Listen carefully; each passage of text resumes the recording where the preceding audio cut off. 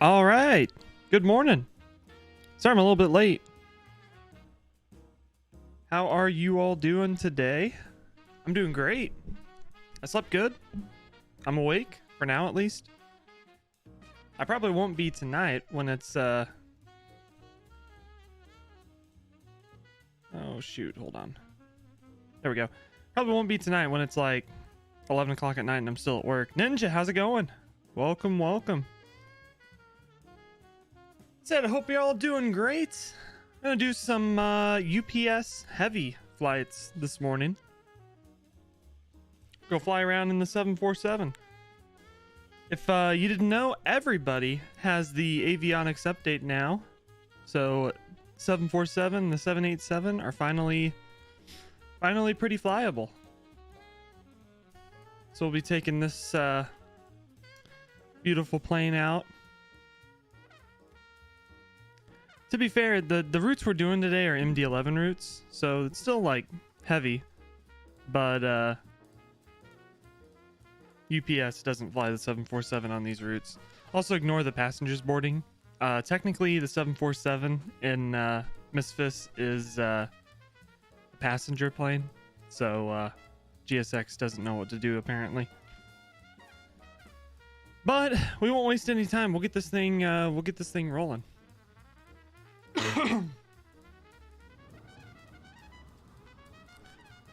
So I have to load up fuel and payload real quick. Shouldn't take too terribly long. We're on VKBsim, so hopefully we'll see a little bit of traffic around.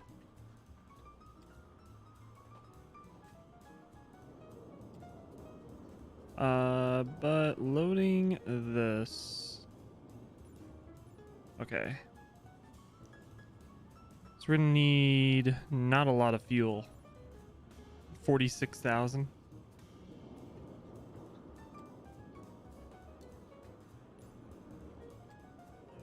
Just like that. And then our payload. Bring our takeoff weight to 610,000. There we go. So that should be nice and loaded. We'll move the center of gravity back where it needs to be, 32.4. I'll have to remember that for later. Sweet. Let's jump up here and get this thing turned on.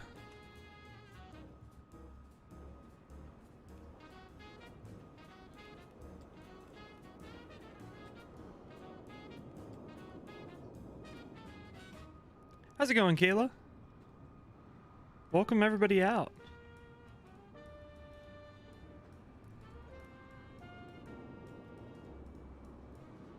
How are you this morning? All right, we got that side done. We'll go up the middle. Everything should be okay there. We need to get this to auto, because it'll yell at us if we don't. I always forget that. Come back down this way. Packs on, engine bleeds on. Perfect. We can jump down here and get this thing set up. Shouldn't take too long. We are at Atlanta, Georgia. We're going to Louisville, the gigantic hub of UPS. For UPS 1303. And let's see, it wants us to take off. I'm going to pull up Navigraph real quick. I want to take off on the southmost runway since we're at the south of the airport. I don't want to taxi across the entire airport.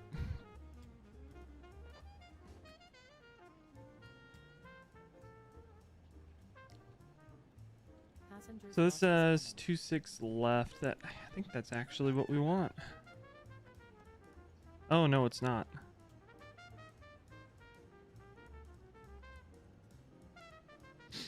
We'll do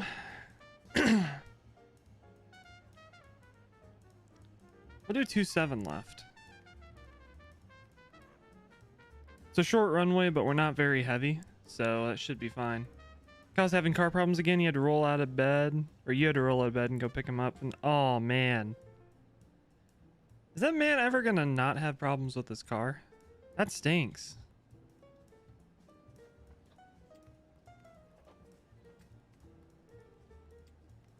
It's terrible. Car problems are the worst.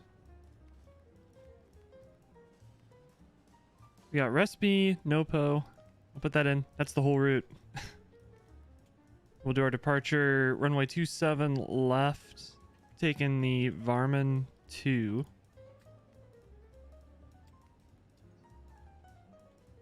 Let me actually make sure we can use this with 27 left. Sometimes it's not really an issue in the US, but sometimes routes can be a little annoying. Might go back to sleep. I don't blame you. Okay, we can use that.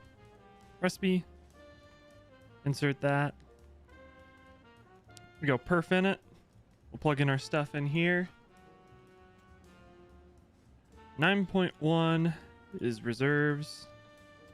Cruising altitude is 400.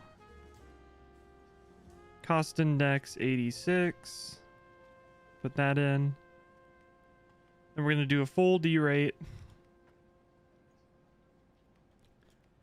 Flaps 20. It looks like it's actually going to grab our proper CG. Awesome. So we got 137 for V1, 140 VR, and then V2 is 155. Not awake yet. I'm barely awake. Barely.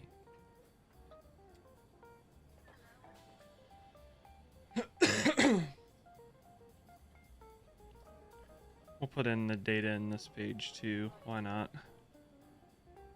Temperature is 24.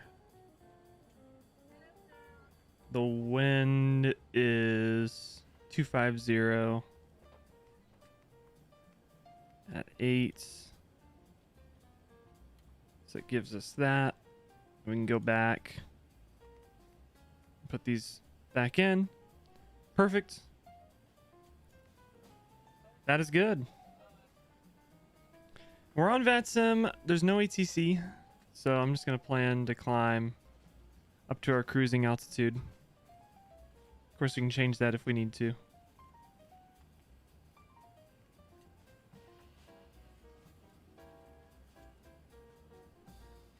Turn on the flight directors, LNAV, VNAV. This can go to 155 or V2 speed. Boom. Runway headings 275.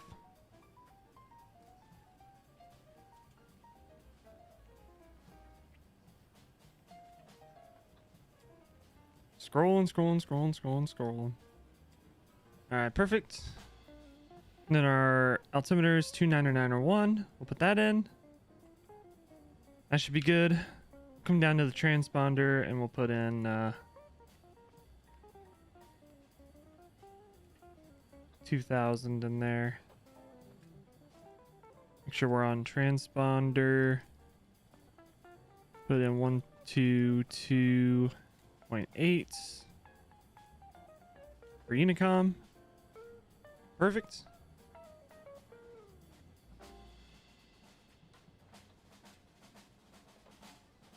All right.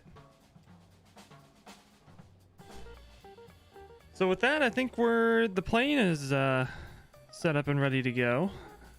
It's still loading passengers. I'm thinking I'm going to cancel that because it wouldn't be loading passengers because it's a cargo plane. So we'll quickly reset our position.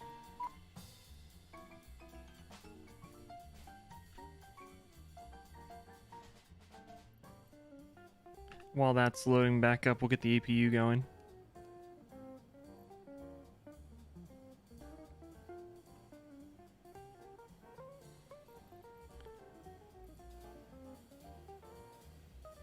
I want to make sure the APU is running before I call for pushback, because as we learned in the 787, it disconnects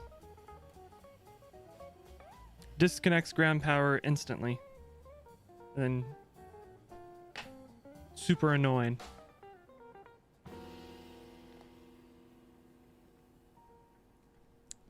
How's the Casey's coffee this morning? It's not bad.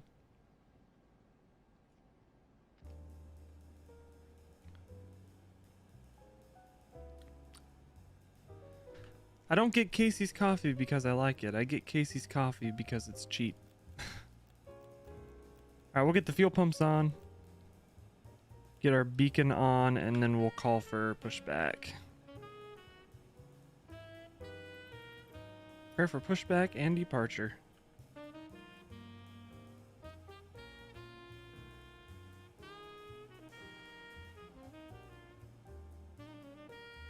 GSX should do its thing.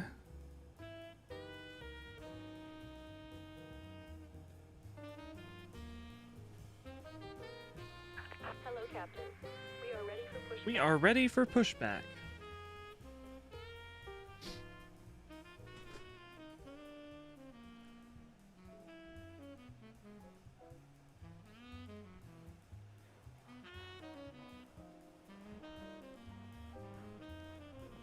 See if we see any other planes around. There's somebody over here. Departure checks completed. Bypass pin inserted. There's a jet over there.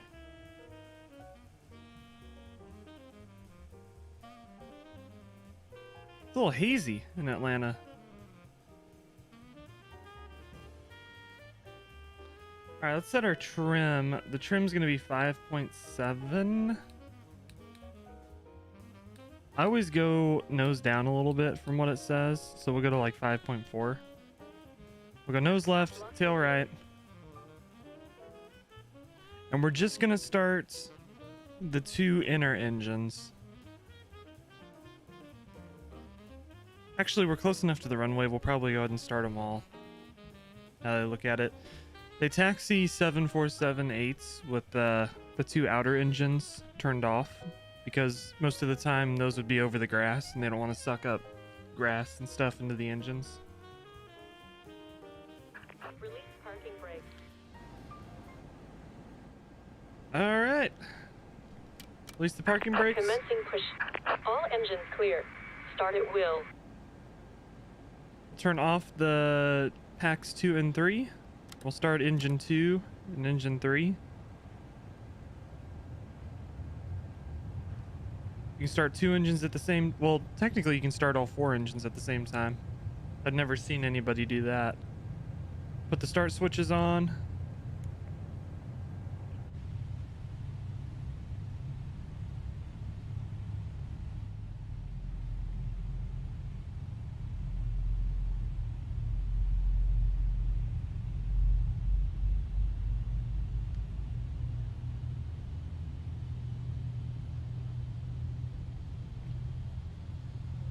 I love the sounds of these GE engines. They sound great. I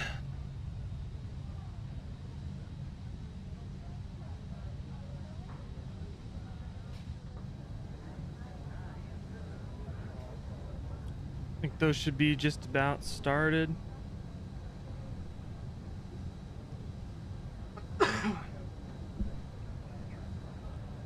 Excuse me, I snarfed down biscuits and gravy before I went live. It was very much worth it. Get engine 1 and engine 4 started.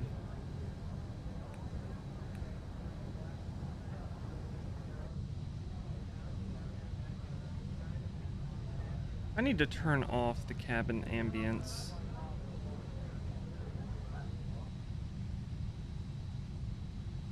Since it is cargo. Set parking brakes. Waiting your confirmation for a good engine start. Alright, what's all we have a good engine Cockpit to start? ground. We have a good engine start. You can disconnect. Unlocking gear. Disconnect!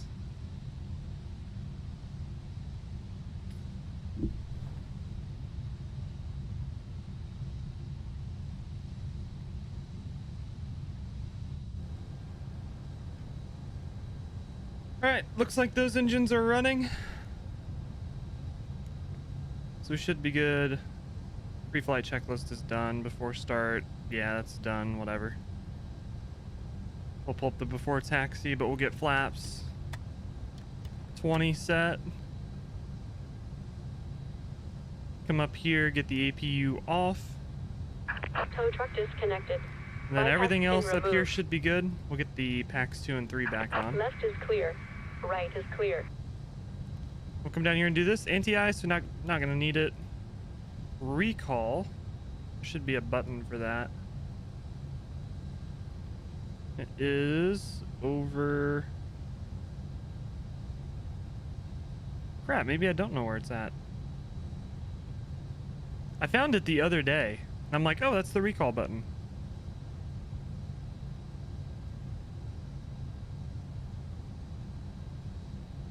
Ah, heck, I don't know. There's nothing orange there, so that's fine. Auto brake, RTO, flight controls are good. Ground equipment's clear, APU's off, so we are good. And our before takeoff checklist flaps are set to 20, so we are good to go. Release the parking brake. We'll get rolling.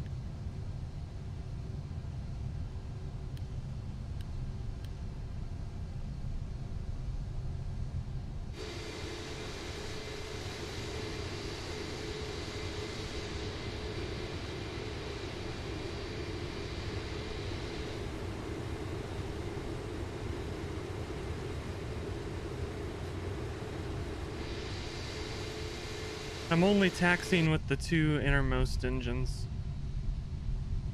So honestly, we don't need all 4 engines to taxi.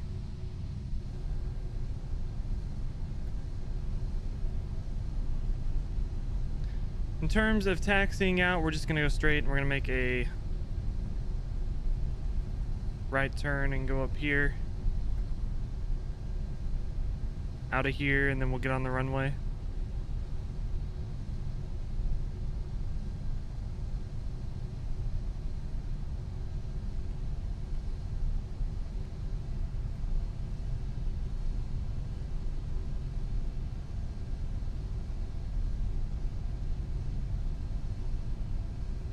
Go. Cargo planes be wow, my English today. Do cargo planes bring like gas, like cooking gas? Shoot, I mean cargo planes could bring anything, I guess. Cuz like when you ship something, so I would figure the majority of what like UPS ships and FedEx are probably overnights. Like if you send a package via UPS mail or UPS Air or something. But you can send flammable stuff. And they mark it as flammable and they still put it in the plane. There's regulations with stuff, but I'm sure, you know, cooking oil has to get shipped somehow, right? So I'm sure they ship it in planes. All right, so we'll kind of hold here for just a second. I want to make sure there's no traffic. Since we are a 747, doesn't hurt to be sure. There is a jet that's taxiing over here somewhere. Maybe they took off already.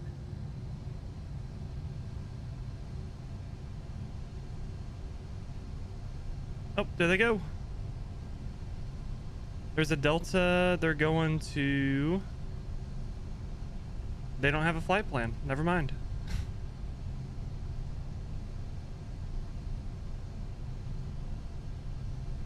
There goes that Delta. Who knows where they're going? Nobody knows.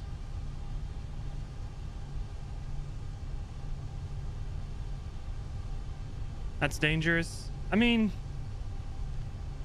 As long as there's no flame to ignite it, it should be okay. The thing about flammable stuff is something has to ignite it.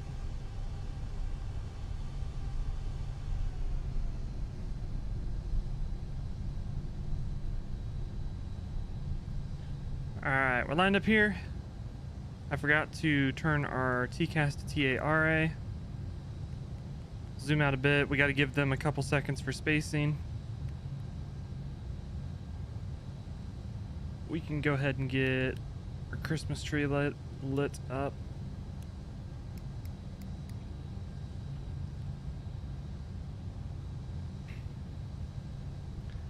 I know of very few instances, if any, where a cargo plane has caught fire because of flammable stuff in the cargo hold. I know there's been a couple passenger planes, like people have put stuff in their luggage that's caught fire. I'm sure it's happened in a cargo plane too, but they're usually pretty safe about how they put their cargo in, what they put them in, just to avoid starting a fire. Because a fire on a plane is not a fun, it's not a fun thing. Because I mean, if you think about it, you're trapped inside an aluminum tube. If it's on fire, there's nothing you can do, and usually the oxygen inside a plane is very rich too. All right, let's go about 40%. Landing lights are on. We are good to go. Get off the brakes and toga.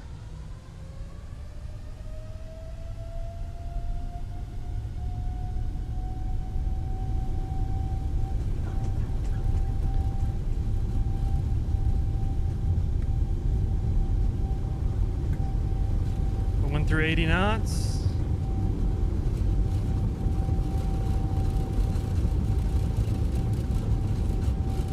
There's V1. Now rotate.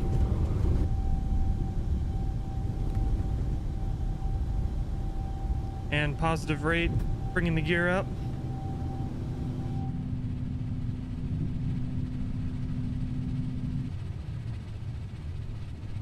The gear system on the 747 is insane. Kind of meet the flight director.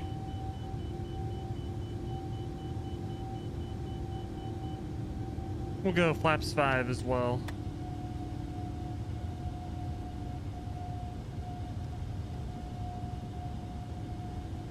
Start accelerating. We'll go flaps 1.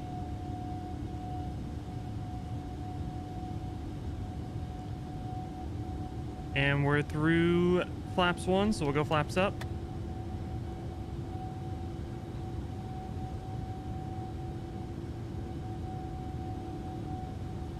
We can actually, I'm curious now what the regulations are for like shipping flammable things on cargo planes. Bank angle, bank angle. So ignore that bank angle. That's a known bug with this plane, is it turns just slightly too far. And then it gives you a bank angle. Hey, look, target. Who wants to go to target?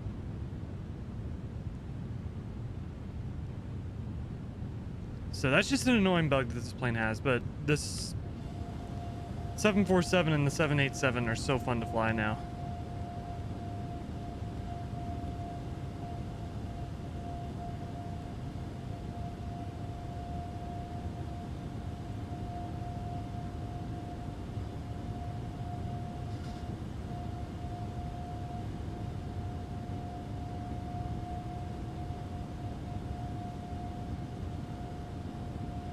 Do cargo planes carry flammable liquids?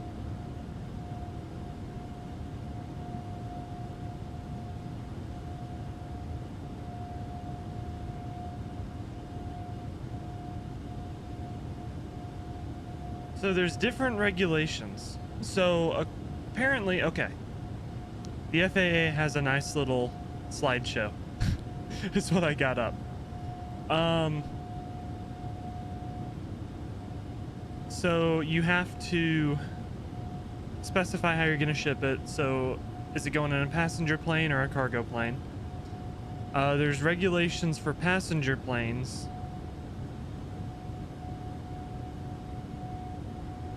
In terms of how much you're shipping. You have to label it flammable liquid.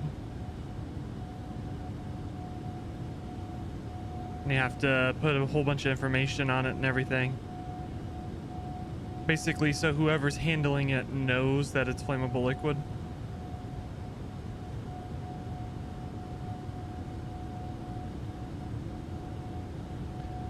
Cargo aircraft, you have to put a sticker on it saying that it's cargo aircraft only.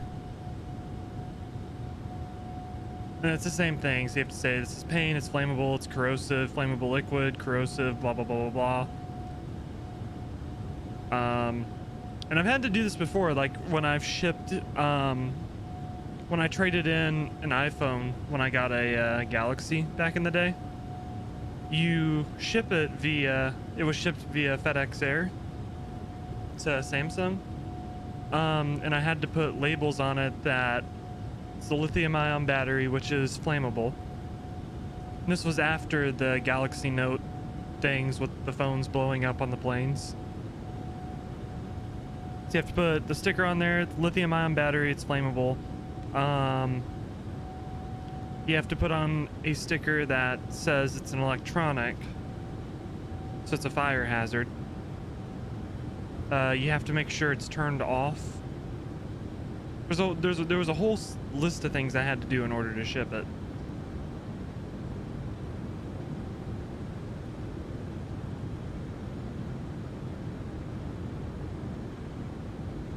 But honestly, now that I think about it though, probably something like cooking oil or cooking gas probably gets transported with either semi trucks or cargo ships, because I don't think it's a super like high priority thing, if you get what I'm saying. Like, that's probably not something that a store needs right now, if that makes sense.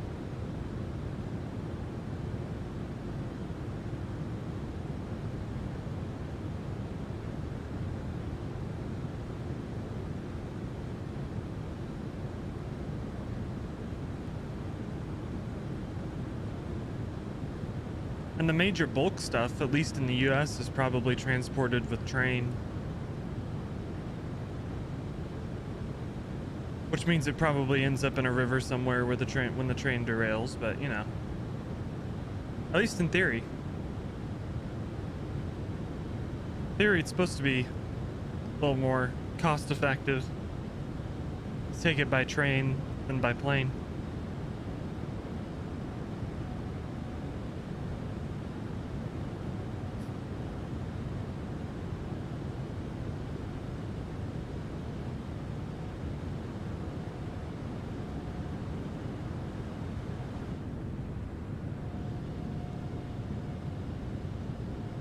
It's a freaking iconic view. I love this view.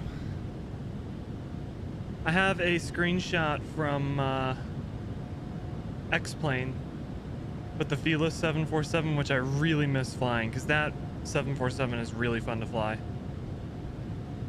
But the thing about X-Plane is it doesn't look anywhere near as good as MSFS does. Let me see if I have the screenshot anywhere.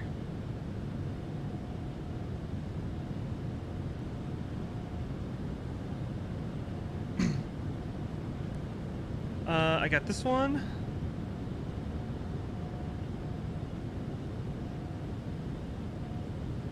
The Fearless 747 is the 747-200. You have to deal with the flight engineer panel and everything, and there's no FMS. You have to use radio navigation or INS, which is really fun. I still want to take this an across the pond event. I really want to do it.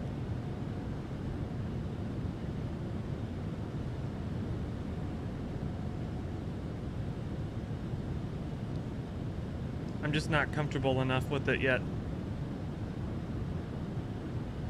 It's a big learning curve.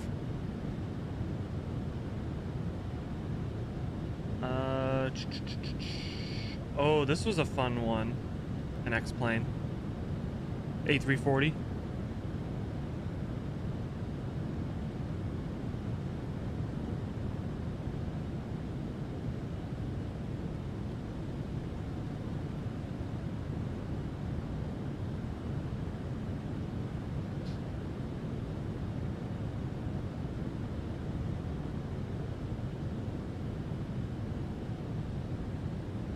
I guess I don't have that screenshot anywhere. Huh.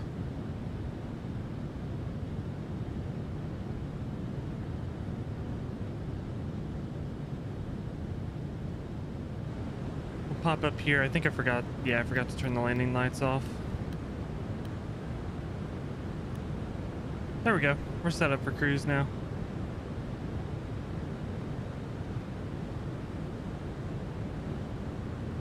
Oh, I just realized I forgot to put the arrival in, which means we're probably not going to have a top of descent.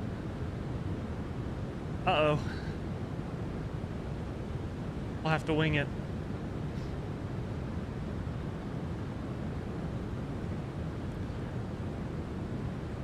Prisha, how's it going? Welcome out, welcome out. We'll try putting in the arrival. Maybe it'll decide it wants to work. Who knows? They may have patched the bug where it wouldn't give you a top of descent if you didn't put in the arrival before you took off. It's a very annoying bug though. Alright, we're gonna be landing 3-5 left, so we'll take the ILS 3-5 left. Perfect. Okay. Just gotta find ILS 3-5 left. The mod 6. Hanging out at home, nothing wrong with that. There's not a better way to spend a Monday morning than just hanging out. Alright, mod. ILS 3-5 left, NOPO. Hey, it gave us a top of climb. Hold on.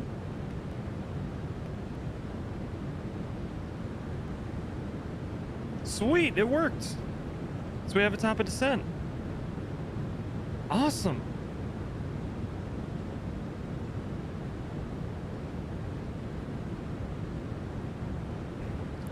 So it looks like they fixed that. Sweet.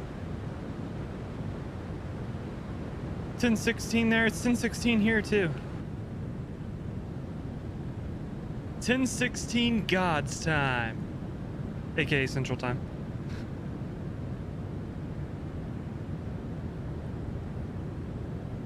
I want to find the screenshot. Hang on, I know it's on my Instagram. 1 second.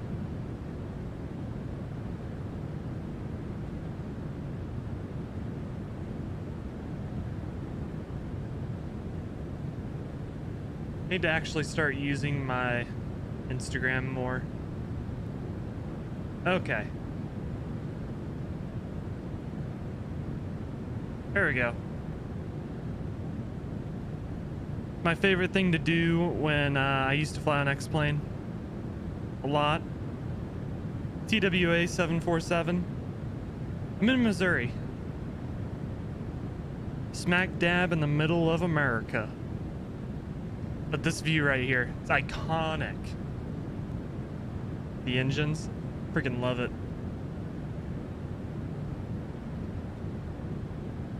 What else do I got on here? American A300. We're getting the A300 in MSFS now. Any Builds is bringing it over, which I'm very excited about. I don't have very much on here. I took a trip to Dallas and went plane spotting. Got some pictures of the American MD-80s before they were gone. South of me in Arkansas, nice. I've been to Arkansas once. We went on a float trip in southern Missouri around Nowell, Missouri. Is it Newell? Nowell? I think it's Nowell. Yeah, Nowell. And when we were leaving, everybody else just went back up north. And I was like, you know what? This is before Missouri got Whataburger. I was like, I want to go get some Whataburger. So I drove down to Arkansas and got Whataburger. And then I drove home.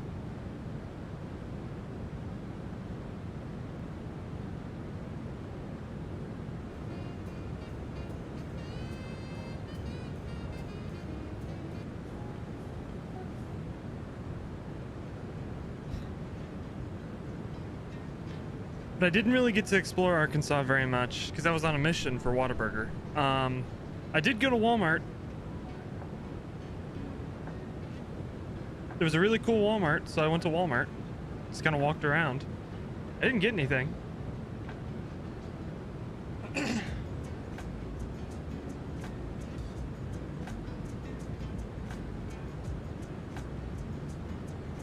But there was a lot. So something that was weird to me is I started noticing this down there. Let me see if I can see it on Google Maps.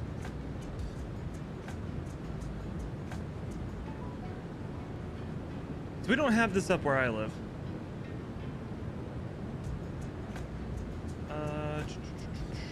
So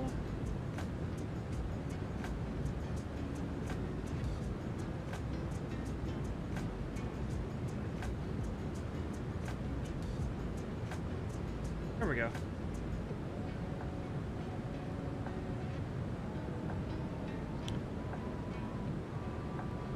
So the interstates, at least the ones I saw, had a lot of this gravel thing going on.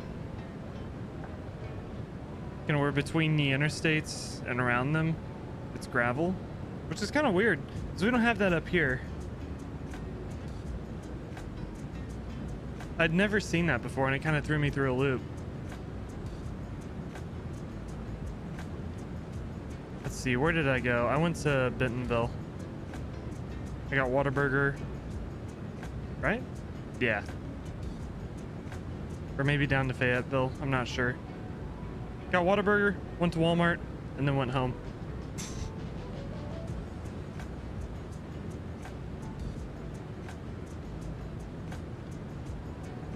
Was it worth the extra drive? I don't know, but I made it back. I was throwing away my Whataburger bag. My mom's like, where the hell did you get Whataburger? Oh, I took a little trip to Arkansas.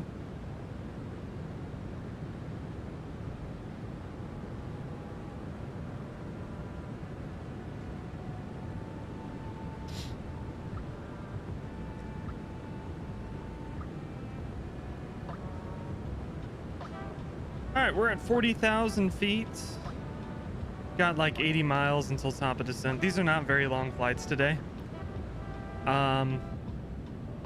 Fortunately, I can't do like a super long stream today because I do gotta work tonight. I'm going to work at 2:30, so. I said Thursday I'd try to get a morning stream in, and this is the only day I can do it. So I might start trying to have a goal of doing the morning streams like Monday morning. If that's something you all are into. I could try to do them on the weekend too, but the weekend is pretty jam-packed for me these days. Kind of hard for me to find time on the weekends.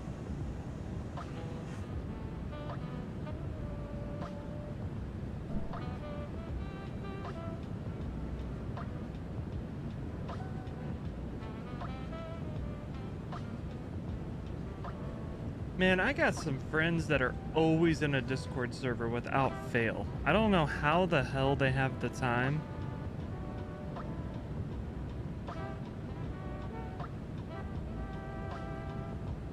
To just be in Discord 24/7.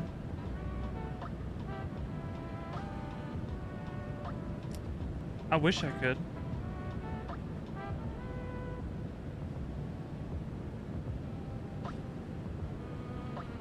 Just hang out in Discord all day with friends. That'd be fun.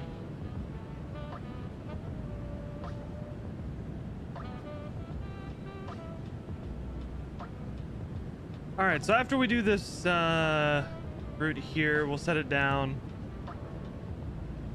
in Louisville, and then we'll take off. We'll go to Raleigh.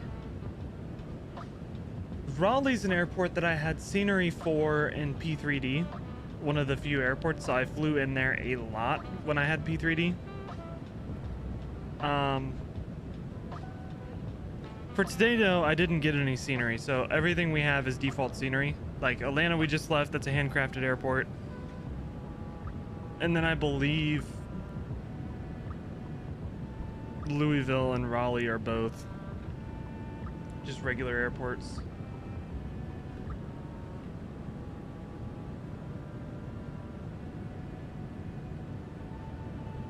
I can double check and see, but I think they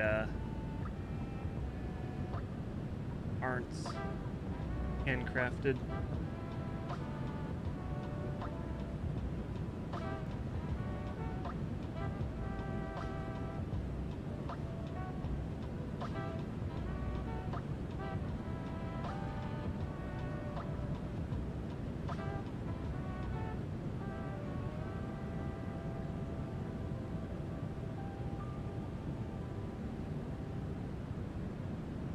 No, they're not.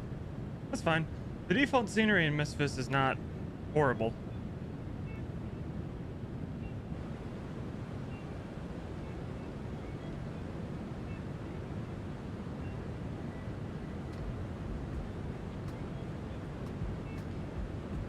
So, let's talk about... I think I want to make a video talking about Flight Sim Expo.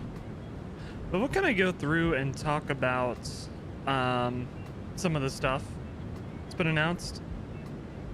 If you go to FS Elite, there's a lot of interviews, which is cool.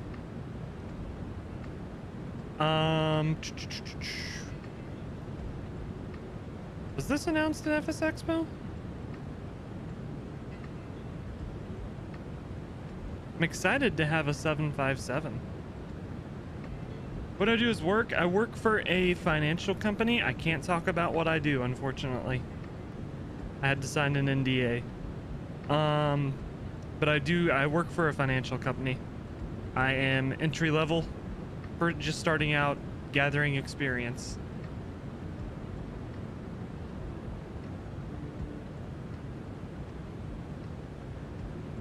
That's what I do. I'm kind of shoved into the second shift time slot at the moment. Eventually I want to get moved back. There might be some opportunities opening up where I could get like an earlier working schedule. It wouldn't be too much earlier, but I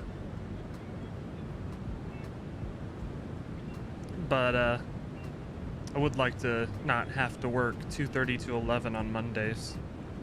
Okay, so 757, one of my favorites. Apparently this is coming, which I'm very excited about.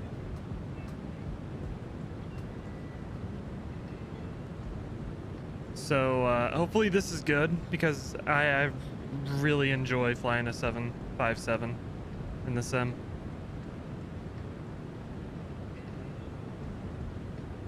Say that we can expect a video in the coming days that goes further into detail about the project's development. Many more airlines, blah, blah, blah, continue to monitor. Q3, Q4 2023 release. That'd be fun.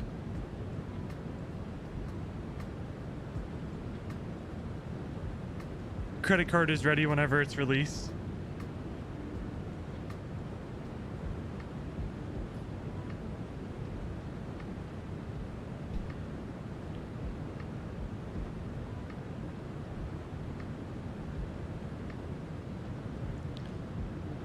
Best aircraft. Shame Jet 2. Somebody wanted me to do a Jet 2 757 flight. I gotta remember that when this comes out. I'm gonna do A320 to Innsbruck on Thursday. Try to redeem myself at Innsbruck. Every time I go there, it's a train wreck. Harsh in your opinion, you don't work to having wealthy parents. I wish I had wealthy family members. I'd devote myself 100% to content. I'd become the biggest flight sim YouTuber that's ever existed, if that was the case. You know, lofty goals, right? Making YouTube videos, ooh. Okay, so some of the announcements. P3D V6, if anybody still uses P3D, there you go. It doesn't look very good, I'm gonna be honest. P3D is really showing its age these days. Let me make this bigger so you can actually see, my bad. but it's definitely you can tell it's FSX. I'm gonna be interested to see if anybody in the flight sim, the major content creator flight sim community, actually tries out P3D V6. I'd be surprised, but I guess anything's possible. It's also the TFDI MD11, which is going to be fun. It's on pre-sale now, so I will be getting this when it comes out.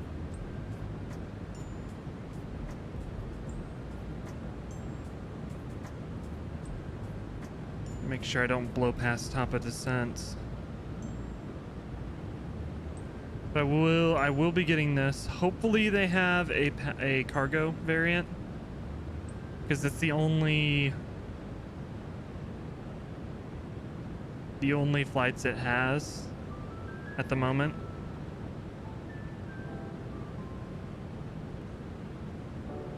But it's on pre-sale. You can go ahead and buy it now if you want to.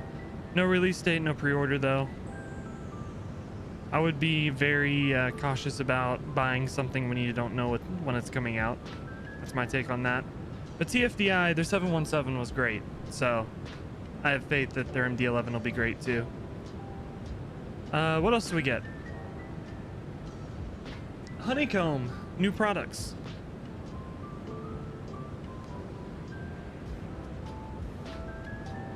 So Honeycomb came in with a bang. They're gonna have a cheaper option for yoke coming out, $199. 25% off the current yoke, so that's probably the one I'll get, a little bit cheaper. It's the same thing, it just doesn't have the extra bells and whistles on it. Flight Control Pro. Come with better sensors, and that'll be $300. So they're kind of building a range of yokes, which is awesome.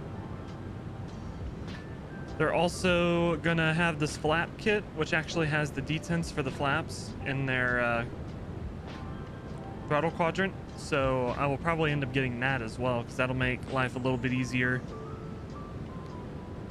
Not so much with planes like the 747, because you have to have the extra throttle slot to be able to put the rubber grommet in, but it has the notches so you can actually select the flaps properly, which is kind of cool. I'm gonna get the USB hub because it is a pain in the ass to find a good USB hub. I know it's silly, but I want a good USB hub. I want to figure out some way where I can make flight sim stuff, all my flight sim stuff, switchable easily with my kind of racing sim stuff, because right now it's just a bear to switch back and forth. Coming up on top of descent, so we're gonna pull back. The altitude apparently all the way to 0. And then they're releasing a chair, which I don't have a need for because I have a Secret Labs chair, but a chair. If you need a chair, there you go. They also have their HOTAS. It's designed for Xbox, but it'll work on PC. And they have a mount that you can get for it, so you can mount it off of your desk. I may look into that for my current joystick. If I can do like the mount off the desk, which might be fun. And then they also have these, which I'm kind of interested in. If it loads. If it decides it wants to work.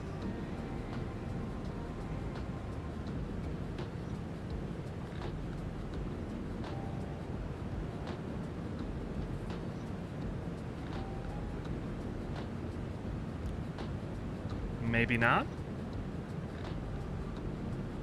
Can enhance a little bit. So it's these screens. They're essentially external monitors that are also going to be touchscreen, and they're kind of built around a flight sim design. I might get one depending on the price. of them. 12-inch and the 7-inch, 340. They are a little pricey though. They're kind of a cool kind of thing to have around. So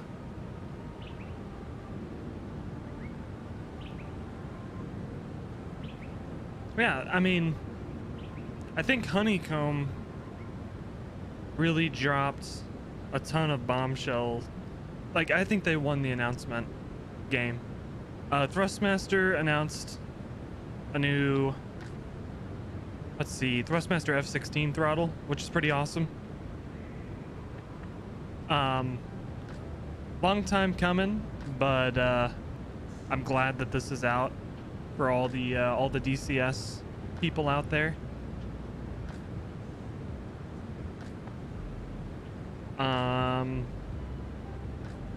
Yeah, some new things. We got A2A bringing an airplane, the Piper Comanche, the Misfits. This is what I was saying earlier. The AnyBuilds A300 is coming to Misfits. And they're also stated that they're working on a brand new plane as well. That's not the A300. And then Navigraph throwing in weather with their chart system, which will be pretty cool.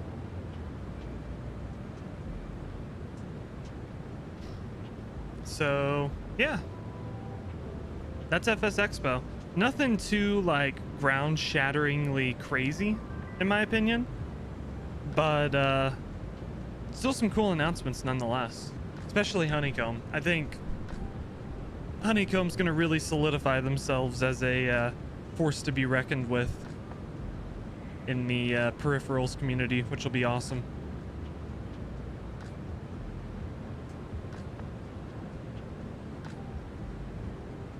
So that'll be pretty great.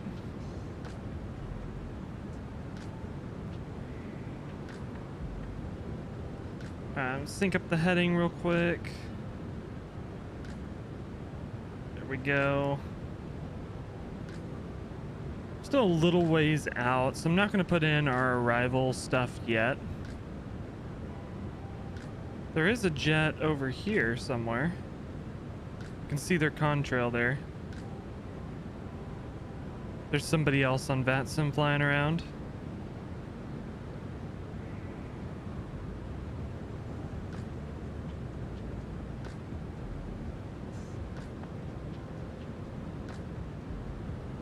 Model files may be corrupt or not correctly installed on your...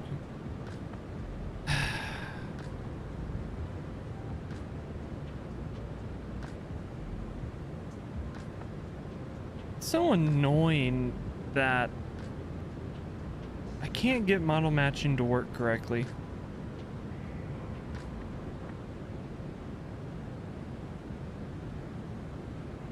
What if I remove this VMR? Let's use FSLTL. So I'll reconnect to VKBsim.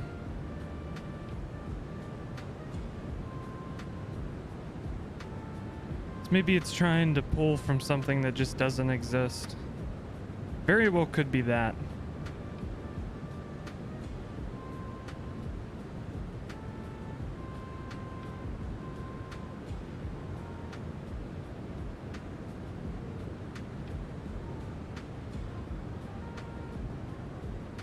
Alright, no errors this time. Hopefully that works. If anybody has the secret sauce with getting model matching to work great in Misfits, please do tell. Because I have been struggling hard with that.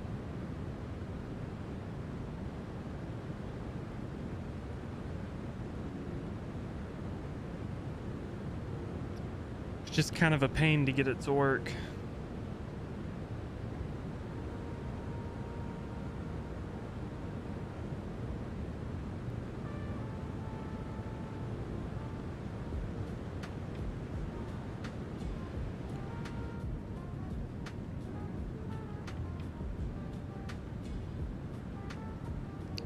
Good to see the ground textures are looking good today.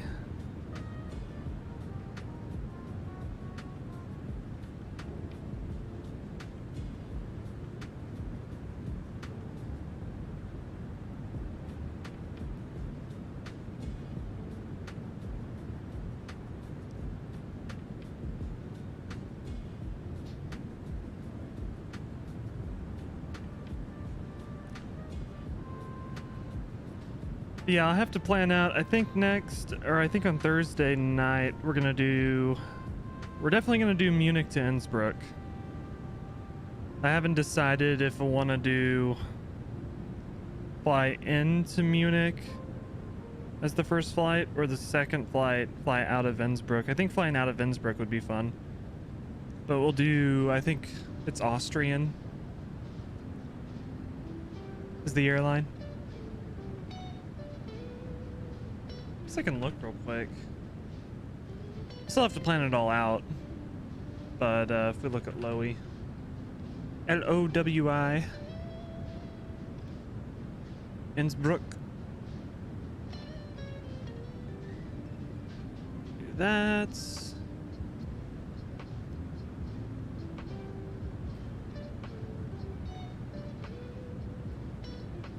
There's not a lot of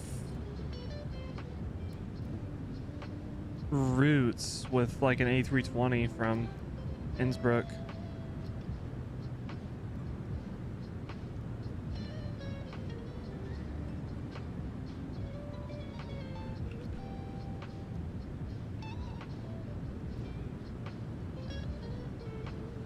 Innsbruck.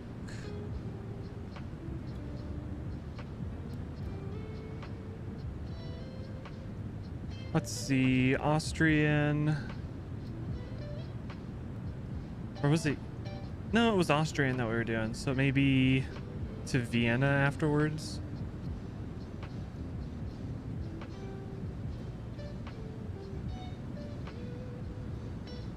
Do that. It's probably a little bit shorter of a flight, but still doable.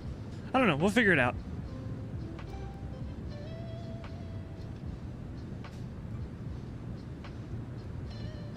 There's options. I'll have something put together by Thursday.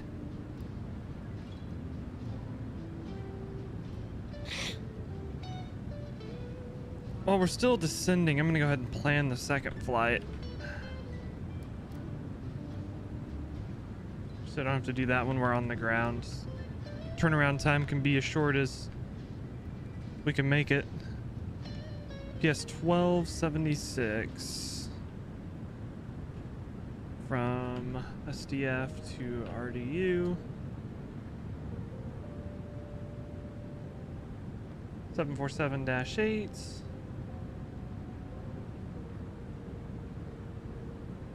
Sweet. I saw another Hornet fly by my window. I don't know what it is with bean morning and Hornets flying around. I hate it. I'm just gonna live inside forever. Never gonna go outside.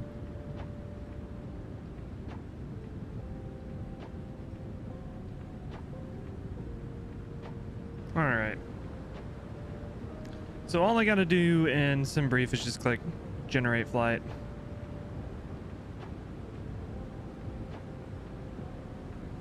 All right, weather, our altimeter's 29er73.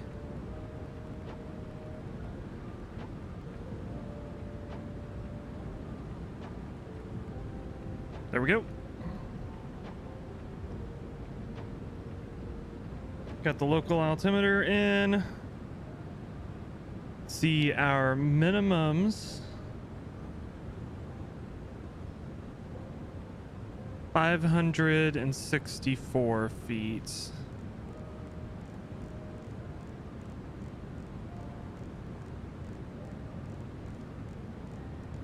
We'll do it the right way of using barrel minimums, even though we gotta scroll for freaking ages.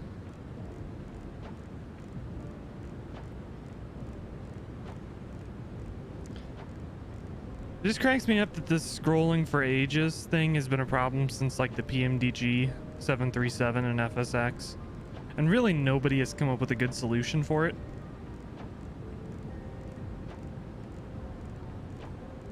Like PMDG had, I think, a better solution in their 777 and P3D, where you can like drag across. And it worked fairly good. It was a little clunky, but it worked. But maybe that's not an option that they can do in MSFS. Or maybe it was too clunky for people. I think me coming from X-Plane, I was used to grabbing and dragging stuff.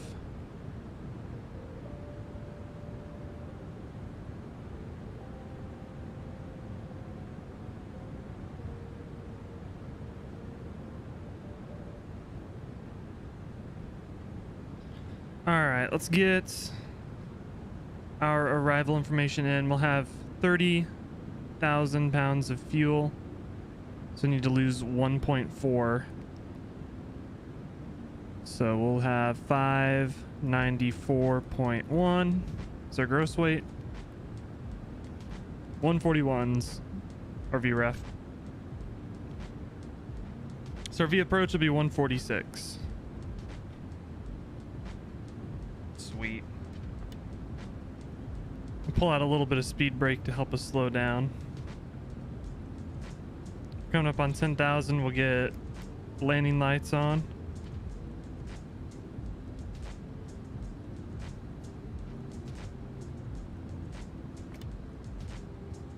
Put the speed brakes in. For landing, we have this runway is nice and long, and the brakes kind of stink in this. So we'll do auto brake too. I don't think we'll have an issue stopping. It's the brakes in this plane are kind of weak, so just have to remember that.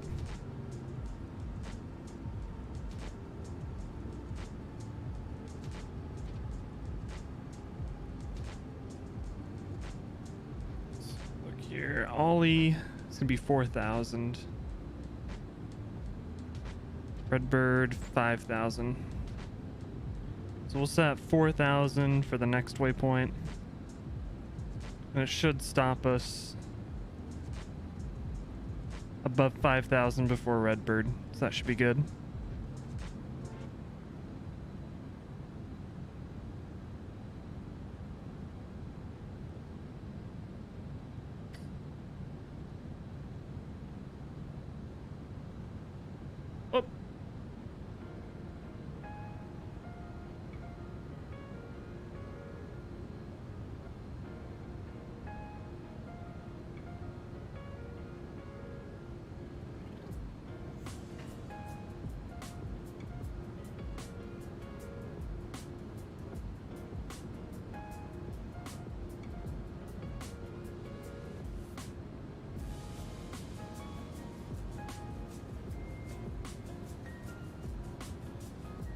Alright, I'm gonna have to put in PTO for Thursday.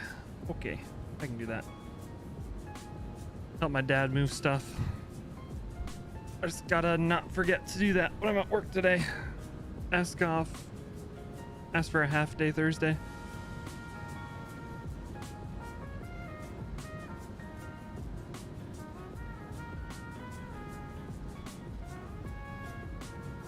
And I gotta remember I work early on. Let me look at my calendar real quick. The next Monday. Wait.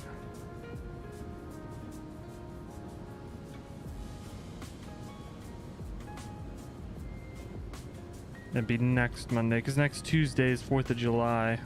So next Monday I work super early. Okay. I can do that.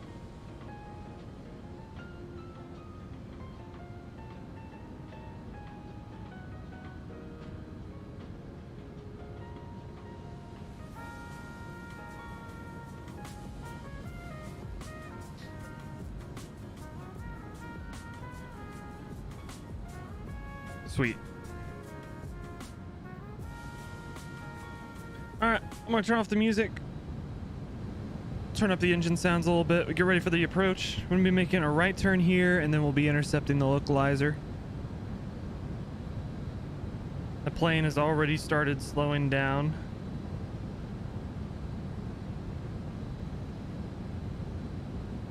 And then none of my throttle's doing. So use a little bit of speed brake to help slow down. I'm gonna arm the approach. Sorry, arm the localizer. So it should be capturing that before too long. We're below the bug, so we'll go flaps 1.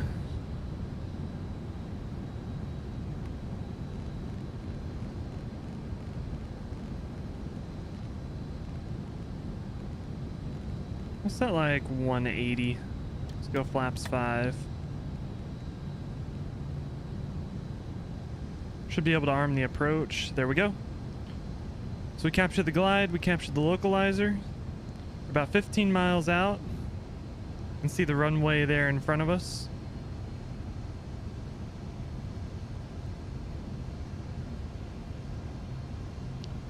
So we did the after takeoff.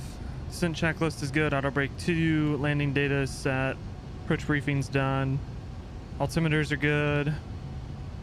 So next will be the landing checklist.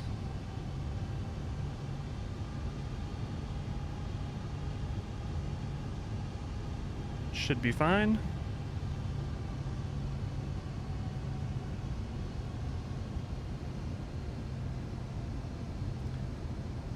Our missed approach is going to be 5,000 feet. We'll climb heading 350, which is set for vectors.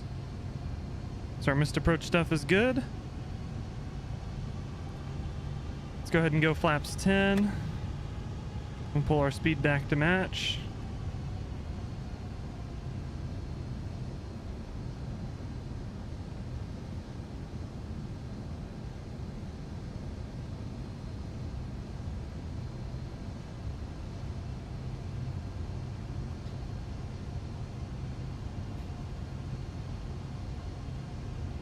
We're aiming for 2,500 feet. We'll drop the gear.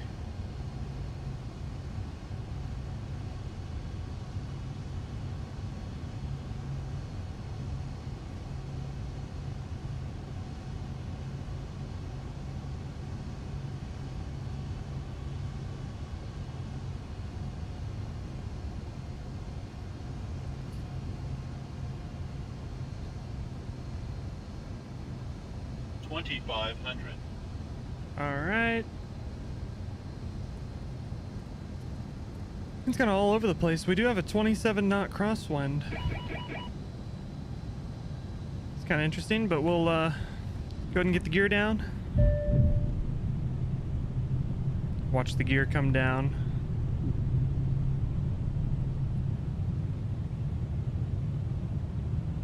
There we go. Keep pulling back the speed. Let's go flaps 20.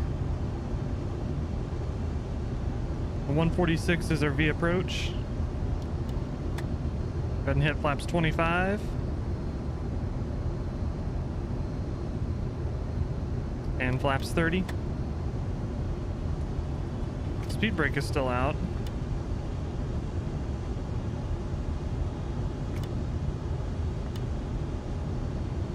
Trying to arm the speed brake. I think it automatically deploys when we do the reverser, so that should be fine. So speed brake's armed. Landing gear's down. Flaps are 30. Should be good there.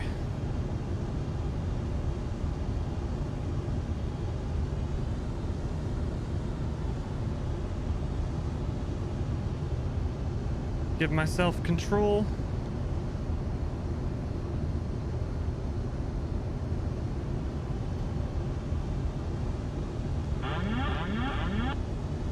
My airplane.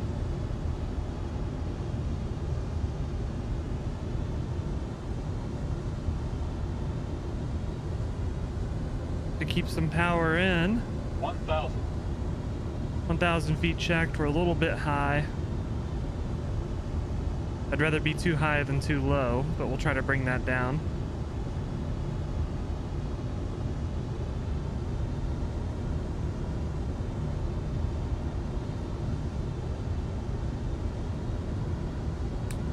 See if I can try to trim it out a little bit. Getting a little fast.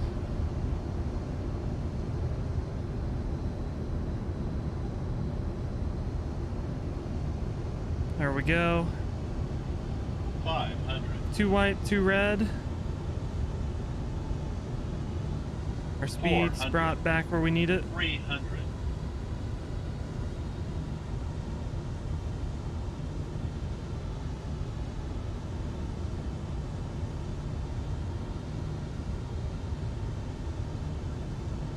Still got that crosswind we're 200. fighting.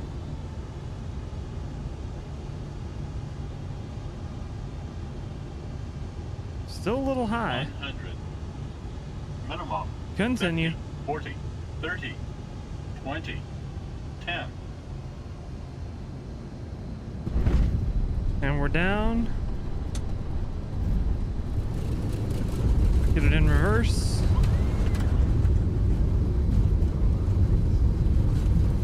Get some reverse thrust in.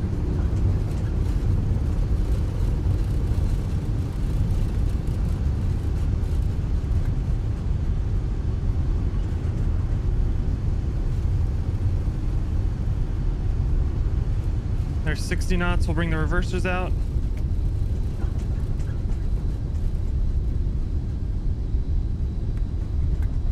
There we go. Not the prettiest landing I've ever done, but we made it.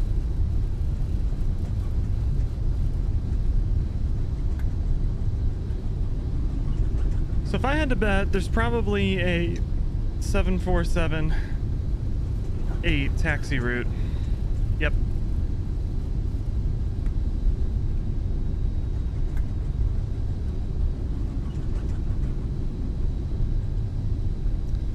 So we got to go down to the very end and we got to make a right. Actually. Yeah, we got to go down.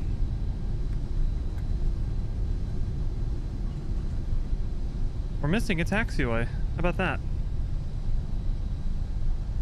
Oh, fun. This is going to be great.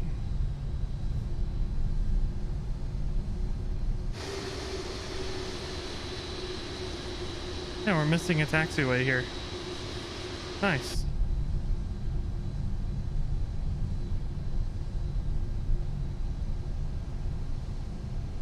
To try to make the circle here.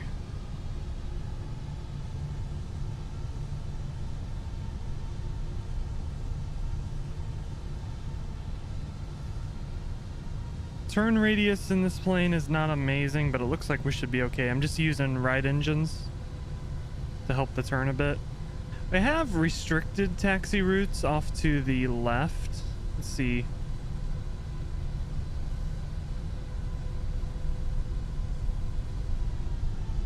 .22 knots maximum speed.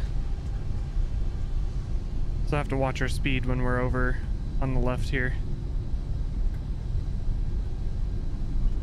Just know that you've reached your destination. Yes, sir.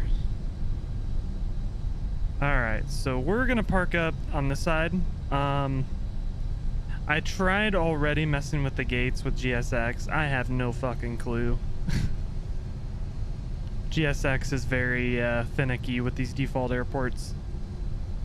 So I'm not even gonna bother with GSX. I'm just gonna park up and then we'll try to do deboarding.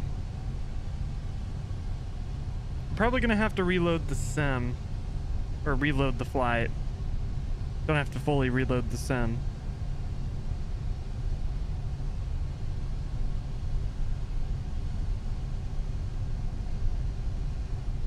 It's these defaults. Airplanes. Kinda awake again. Need to know you've reached your destination. I guess that's the important part, is getting there. Welcome to kinda being awake again. Alright. Get the APU started. I'm just using the two inner engines to taxi. Since our outer engines be close to the grass, they probably wouldn't use them. So they don't suck up crap into the engines. So we get our strobe light off. Crossing a runway. I looked, there's no other traffic here at Louisville.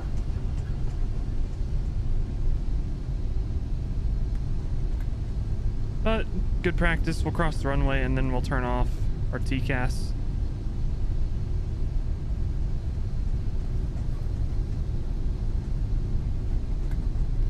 So we're gonna go down to the very end so we have room.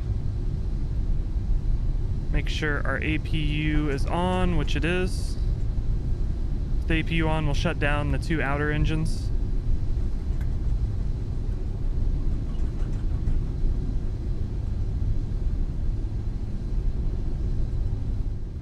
So that should be good.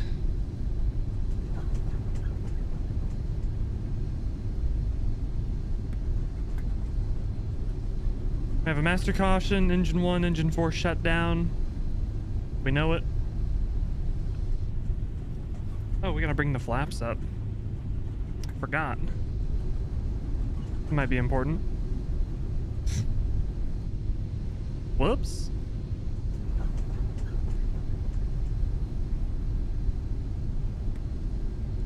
You would think with an actual physical flap handle I would notice that, but apparently not.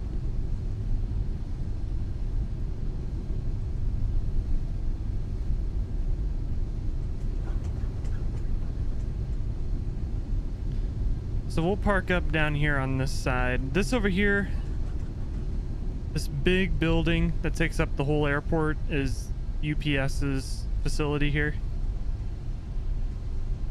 I'm not sure where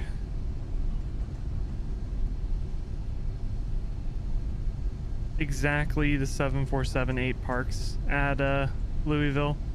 The flight radar and FlightAware, they're kind of hit or miss when it comes to to cargo. So we'll just pick a place and we'll park up.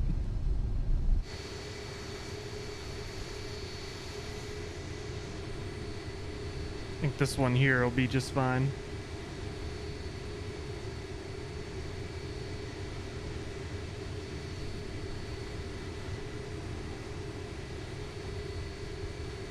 We're not using GSX to guide us into the gate, so I'm cheating a little bit.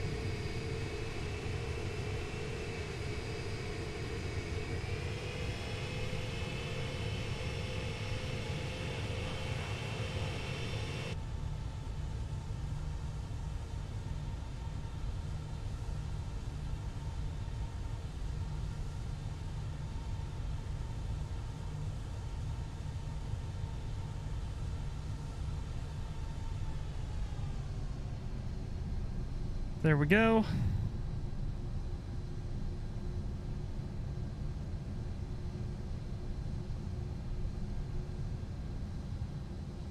We'll park up here. Get the parking brake on. Get APU gens on. And then we'll shut down the last 2 engines. And welcome to Louisville. Your cargo has made it safely. And apparently on time, somehow. Even though UPS isn't exactly known for that.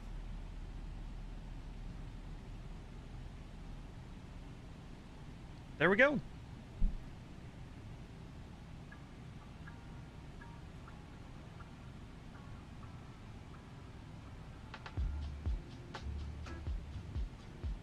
Get some music on. All right. So like I said earlier, all I gotta do is click generate flight, and the second flight is planned. I do gotta check the departure time. Where the heck is that? Departure time.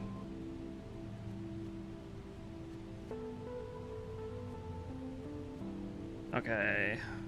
We'll generate flight.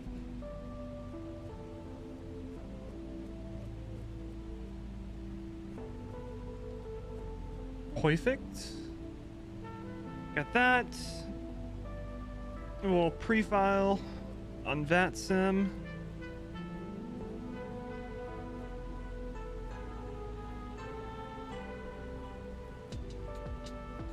Perfect. All right, we're pre-filed. Flight's generated. We're good to go there. I'm gonna get up for a minute, stretch my legs, and we'll get the flight set up. So I'll give you guys a. Actually, I guess real quick, we'll make sure We'll see if we have to restart the... Oh, sweet. We don't have to restart the sim. It cleared out the flight plan.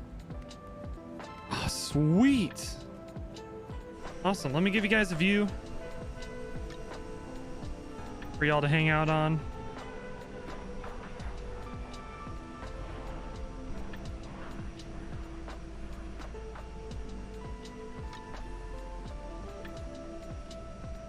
It's looking kind of empty here. I'm gonna start GSX. We won't let it do its whole thing because it'll take forever.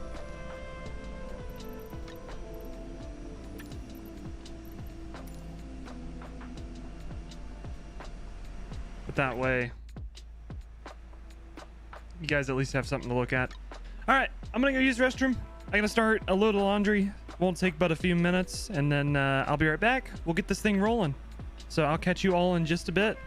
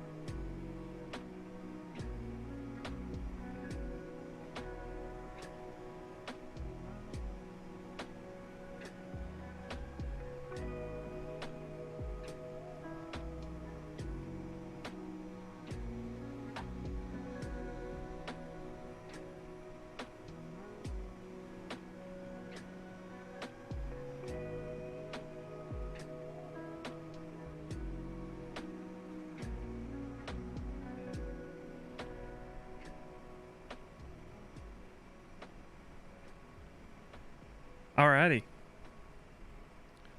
Laundry is washing, so I will have clothes to wear today. Procrastinating the important things, as usual. Always. Alright, let me update the flight data. The flight information. Get that plugged in here.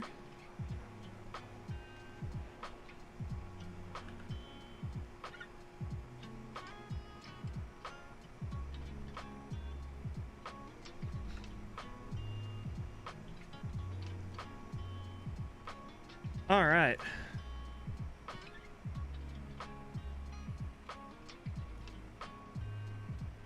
Sweet. Let's get this thing set up. We got leg number 2. Go to our weight and balance, and we'll get this all plugged in nice and nice like. We got 48,000 pounds of fuel. I'm going to do just a little bit more, probably 50,000. I can hit it. There we go. Should be good. It's not loading the center tank, just the wing tanks. That's what I want. And then our gross weight we need to bring to 622. Boom.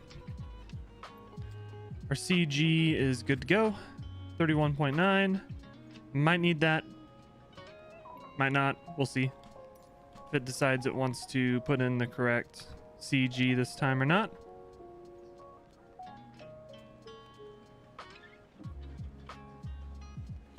All right, pre-flight, reset the checklist, parking brake set. Fuel is shut off. That's good. We'll get the before start here in just a second. Let's go to route. We're taking off Louisville, Muhammad Ali International. We are jumping down to Raleigh, North Carolina, a state I do very much like. I like the beaches there because they're not super congested like Florida is. And they're just nice. Alright, we got that in. SDF, RDU, awesome. Plug in our zero fuel weight. Our reserves for this flight are 9.3. We're cruising at 370. We'll plug that in.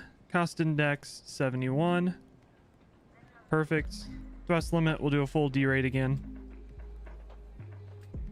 Let's pop over here and let me get the weather.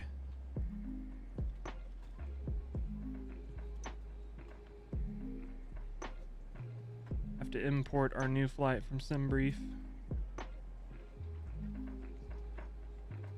Alrighty. Temperature is 27 degrees Celsius. And the winds are 280 at 13. Gusting 23. I didn't put in a runway, did I? Bus is coming.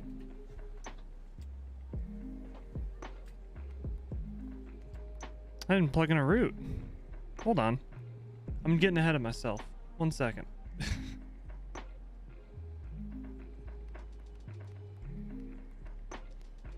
All right, shipper. VKW.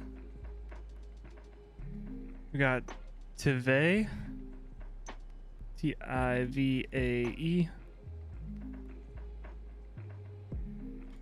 Execute that. And then our departure, we're taking off runway 35 left, the one we just landed on, which we should be able to get to, no problem. Fedra 5, shipper transition, execute that. Awesome. So now we can go in here and do our takeoff stuff. That's good. 4 knot headwind, 12 knot crosswind from the left. It is what it is. Flaps 20. CG is working just fine. So it says it wants 6.1. We'll do 6 notches of trim. That way hopefully it doesn't give us a warning on takeoff. 155s are V2 again. So we'll get that in. Runway headings 350 is already set. Fedra 5. Top altitude would be 5,000. We'll be a little more realistic this time. Top altitude 5,000. Set. Boom. So that's good.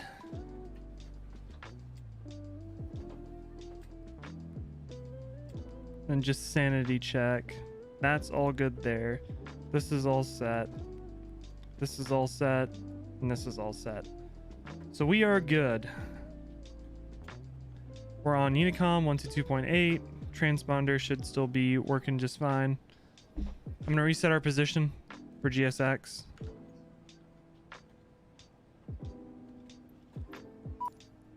So I'm not going to sit here and wait for GSX to load passengers onto a cargo plane. We'll prepare for pushback.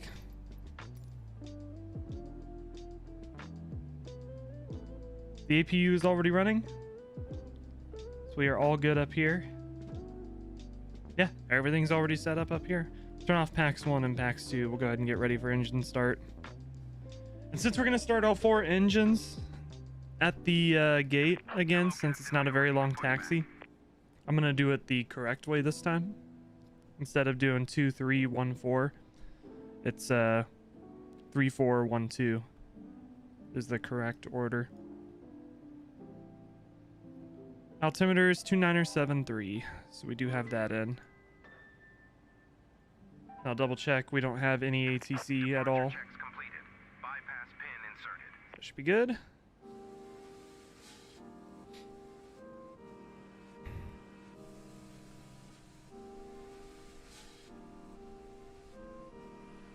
So GSX will get connected here.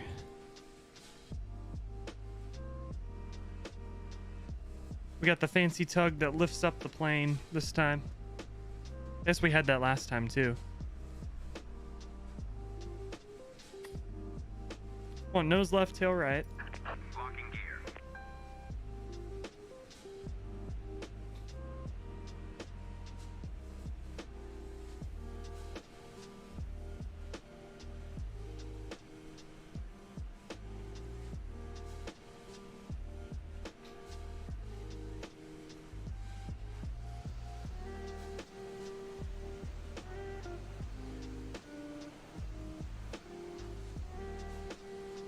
There we go. Release parking brakes, please. Ready for us to release the parking brakes? Mute the music, turn up the sim so we can hear those engines. Parking brakes released. Commencing push. All engines clear. Start at will. Alright, we should probably do the before start. Passenger signs, don't need them. MCP is set, takeoff speeds are set. The trim is good, 6 units. Taxi briefing, awesome. We'll turn on the beacon. Oh, beacon's already on. Alright, engine 3 and engine 4. Jump down here and get the auto start going. Get the engine page up so we can monitor that. Make sure that's all going good.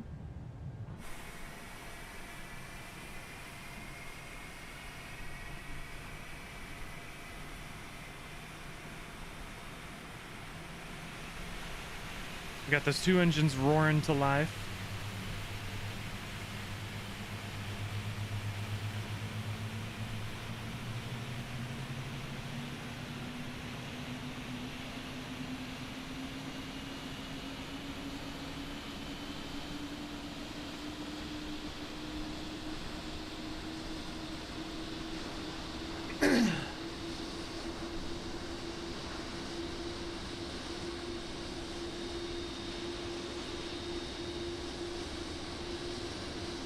This dude's walking a little too close to that engine there.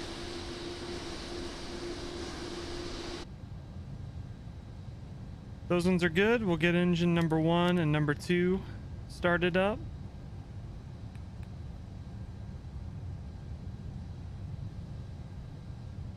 Please set parking brakes. We'll set the parking Waiting your brake. confirmation for a good engine start. Cockpit to ground. We have a good engine start. You can disconnect. locking gear. I think there's a way I can set it to automatically confirm a good engine start so I don't have to do that stupid menu. If there's not, there should be.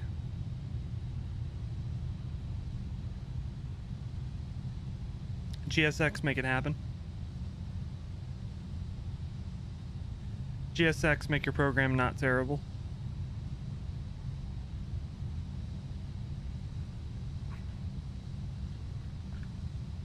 So I'll get the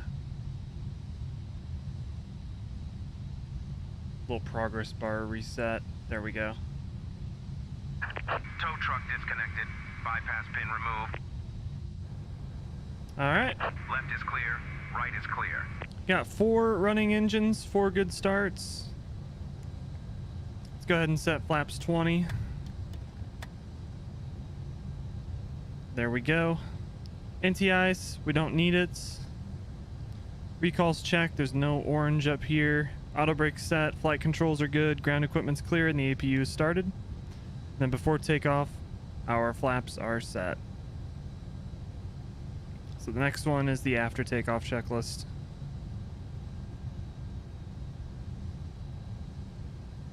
We are squawking mode Charlie.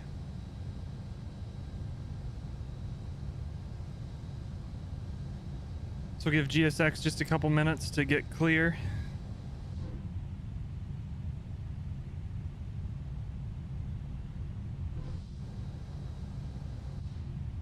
Oh my lord. There we go.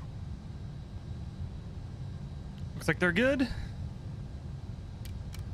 Release the parking brake. Get our taxi and runway turnoffs on, and we'll get taxiing.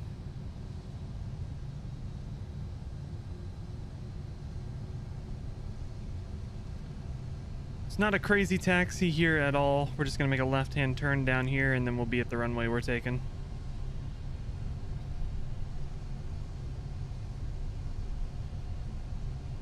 So that should be fine.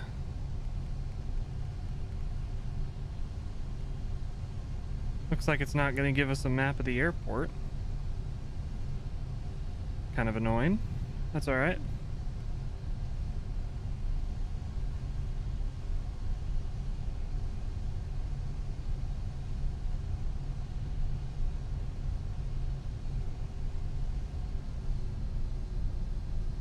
We do got to bear in mind, I forgot when we were taxiing in, the max speed we can taxi here is 22 knots.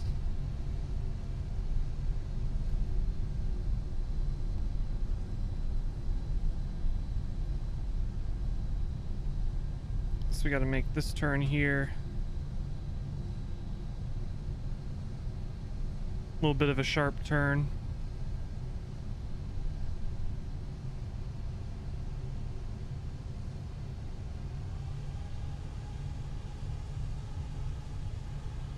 Add some power in to help the turn.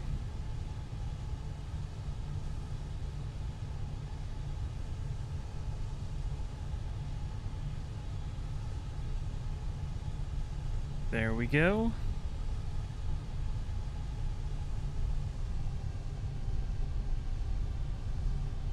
Perfect.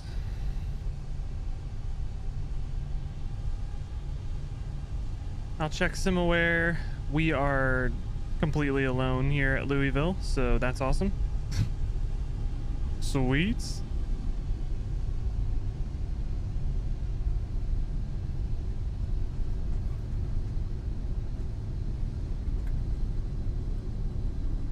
We're going a little fast. Let's slow it down.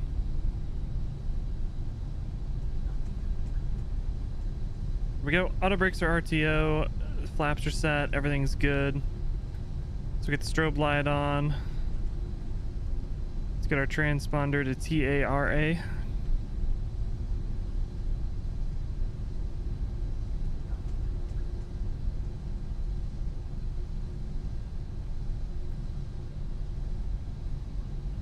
We'll make this turn here onto the runway.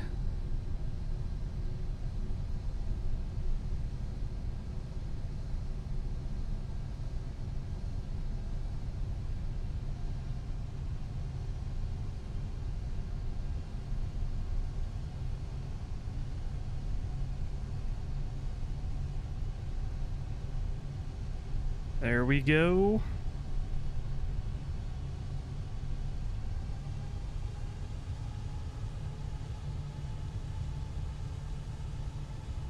Turn radius is not very fun sometimes in this plane. You have to go so slow. Alright, lined up on center. Get the landing lights on. So we can actually start the clock this time. Let's go 40%.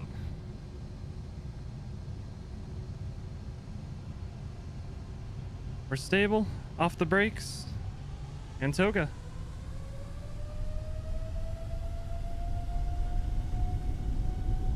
My camera reset. There we go.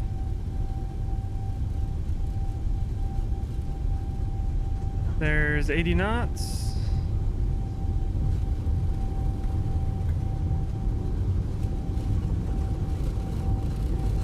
That nose is wanting to fly off the ground. V1. There's rotate.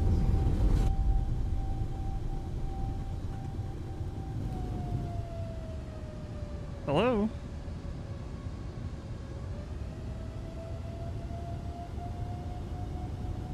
Alright, positive climb, gear coming up.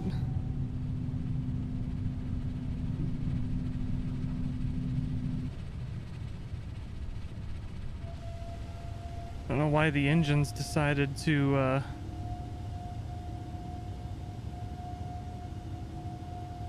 pull back. Interesting.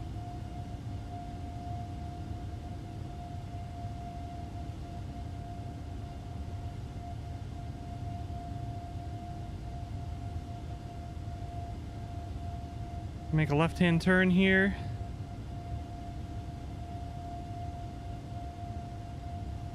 We'll get autopilot on. Let's go flaps 5. Looks like our auto throttle is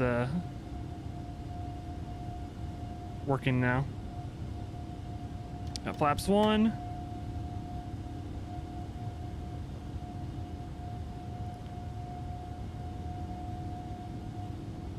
And flaps up.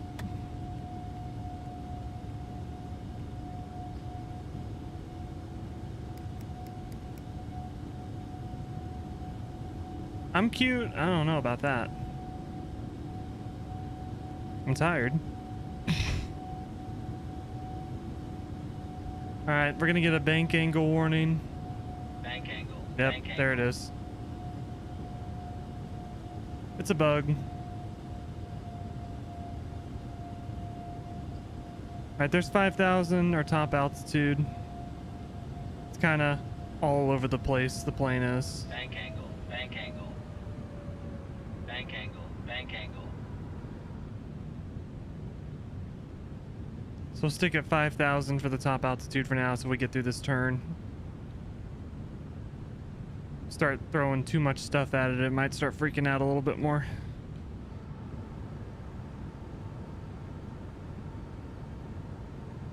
Alright. We'll get 370 tuned in here. Press our altitude intervene. It should take us up. We have an auto brake warning. I think that cleared that, so we should be good there.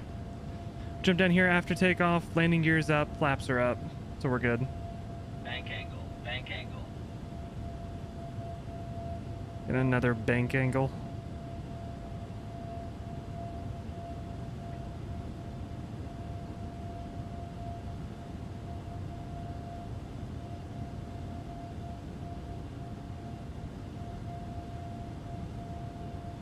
I really like this GoPro view.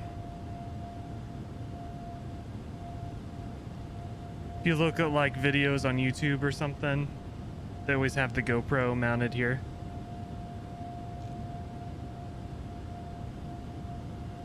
It's either mounted here or at the back of the cockpit looking forward. Either one is cool.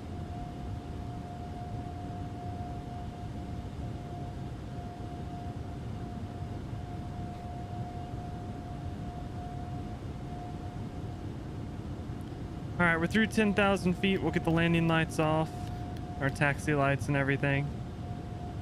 The plane cleaned up a little bit. Everything should be fine down here. Firm flaps are up. Speed brakes are in. So we should be good. Still have an auto brake warning. Not sure what's going on with that. Get the rest of our packs back on too.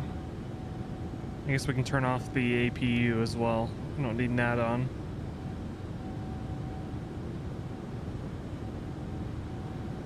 I'm not sure what's going on with the auto brake warning.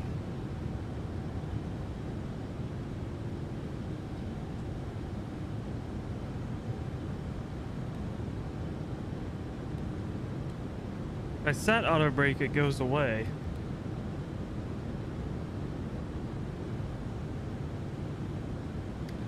We don't really want the auto brake set while we're flying, because it doesn't do anything.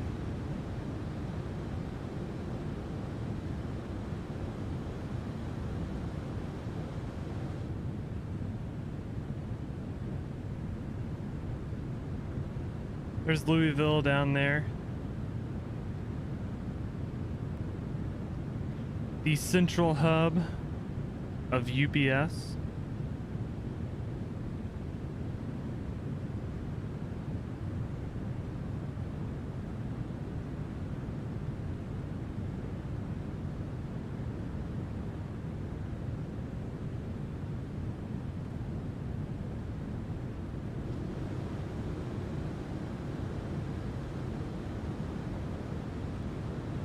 Kind of watch when we get through 18,000, we'll switch over to standard altimeter.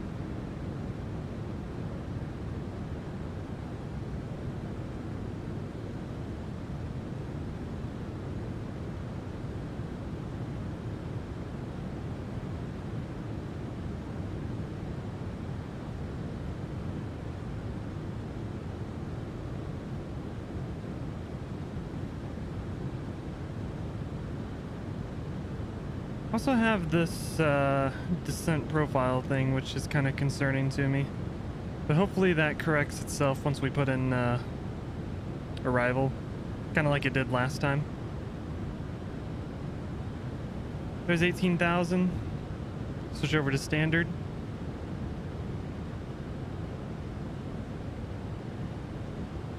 And that should be golden.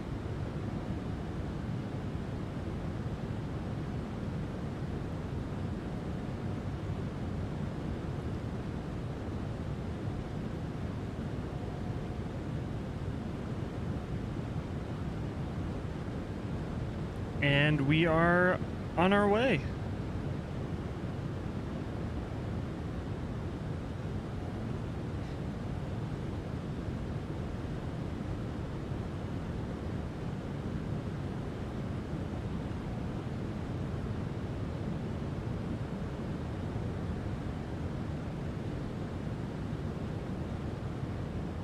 Ooh, excuse me. I'm tired.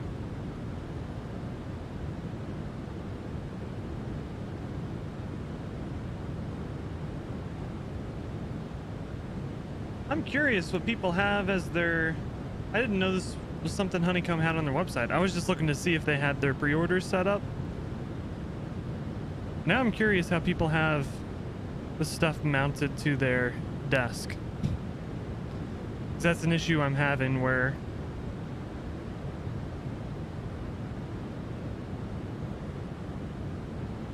I have to mount it under my desk, because if I put it on top of my desk, it's too tall.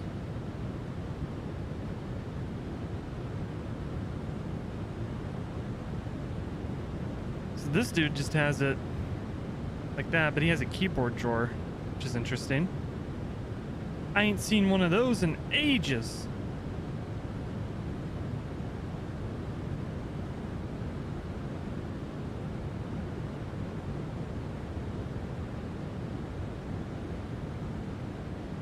Well, that would be nice to have a desk that kind of is like kind of a stick out for the mouse there.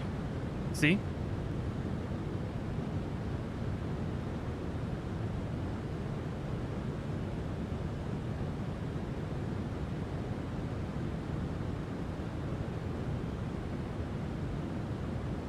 Ooh, somebody's got a two-person setup. Look at that. That's kind of cool.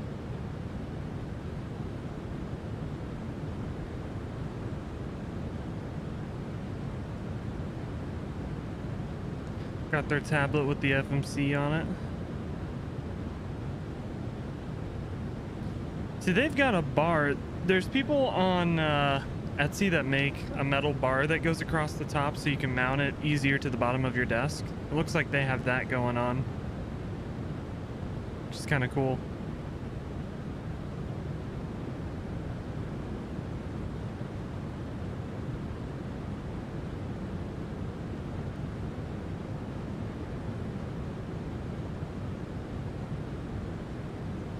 I don't see anybody that has the IKEA desk though.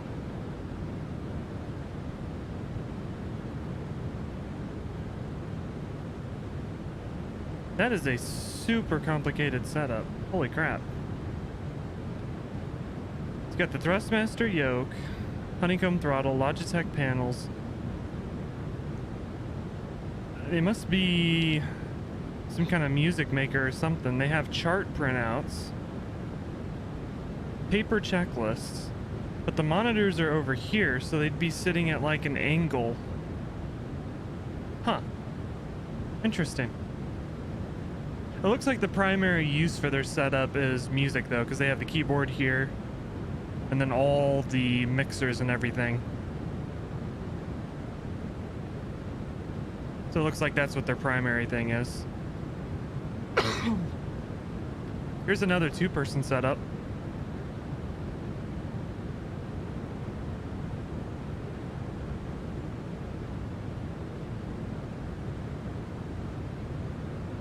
Looks like this person has the whole thing built. It's kind of cool.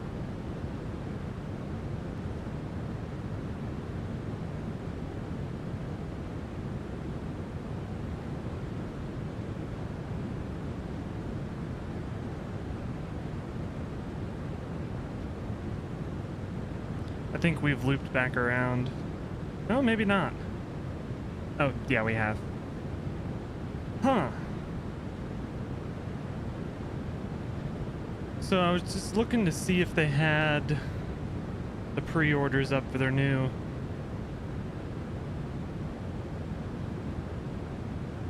Flight Control XPC. I think that's the newest, the new expensive one.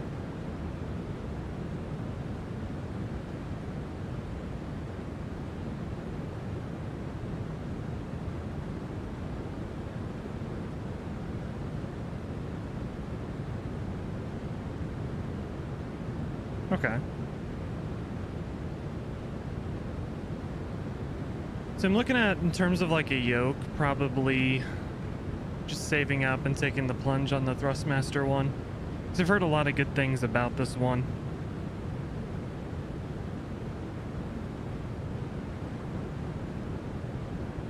The Thrustmaster stuff is just so goddamn expensive though.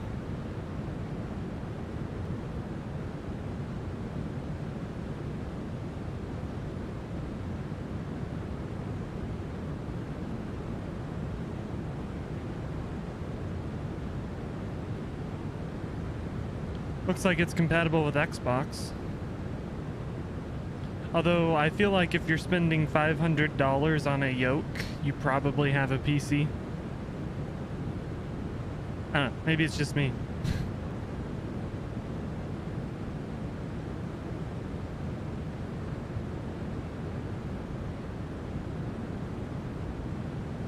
I don't need the throttle thing because I have the Honeycomb one.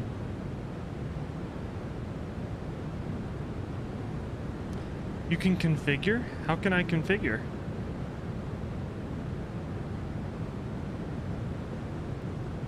Select your throttles. I don't want throttles. Can I just buy the thing by itself?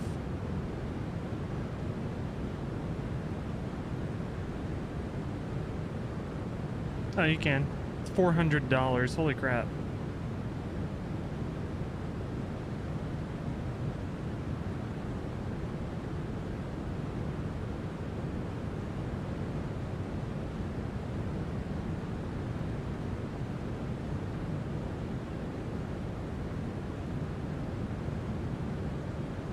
Viper panel. I want to look at the I wish I could get Thrustmaster racing stuff, but this stuff is so expensive. Like this one here is $800. This Ferrari simulator one is $1,100. Like, crap's insane, but their racing stuff is like the best stuff on the market.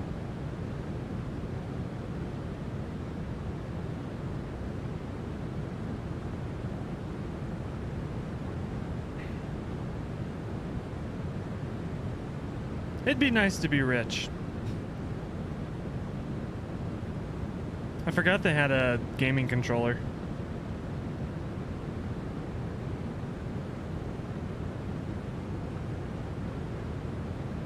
Oh, and they have a headset now.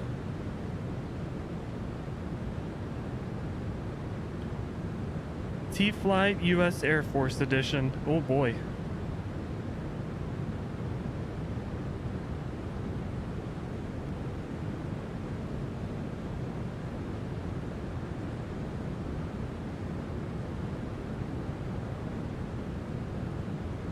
I don't understand why people... I don't know. This doesn't seem like a very comfortable headset.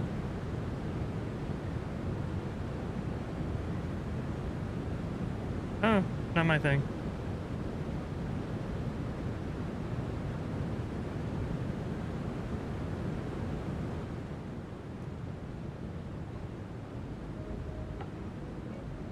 Alright, we're coming up on 37,000.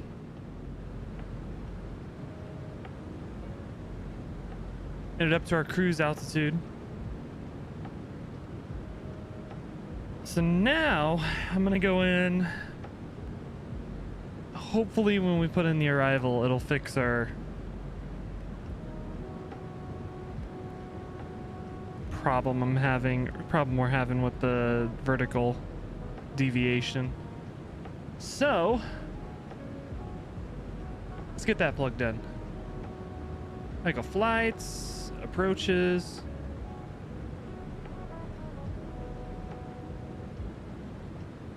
We can take the RNAV. RNAV Zulu 23 right. We'll try it.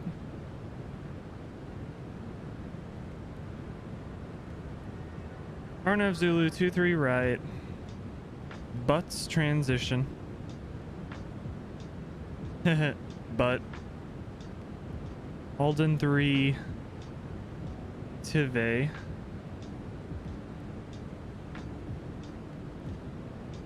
Sweet, we have a top of descent.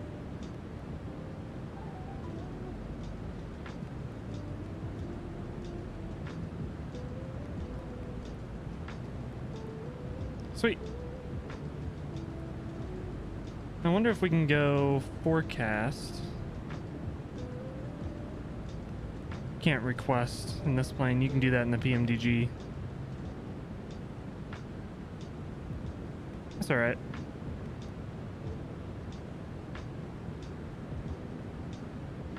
So we have our top of descent. Awesome.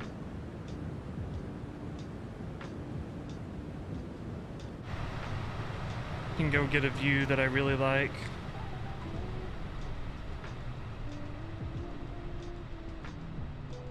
I've been using this in my videos recently. Drop way down like this.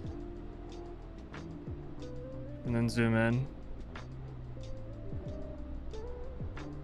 The view of the plane flying over. I think it's a cool view.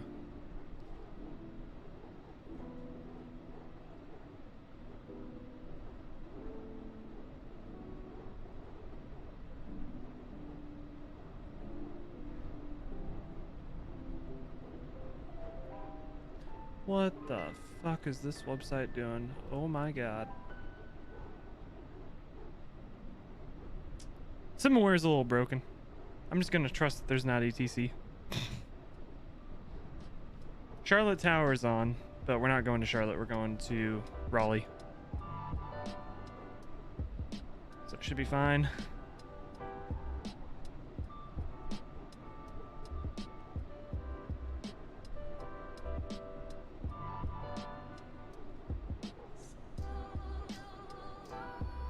Eventually, when we get to a point where there's a lot of people in here, I want to start playing like GeoGuessr games and stuff like that. There's a streamer on Twitch, I forget their name. I feel horrible about it, but they were doing one where you just do airports. You pick a random airport in the world. Everybody has to guess where it's at. Some fun party games like that. I think it'd be fun. So we could do like long hauls or longer flights and do that. You know?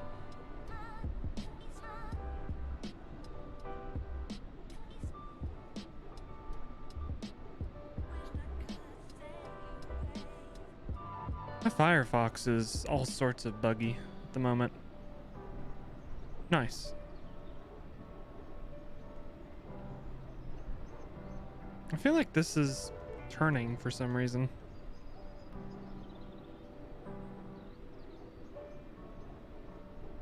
Not sure why that's happening.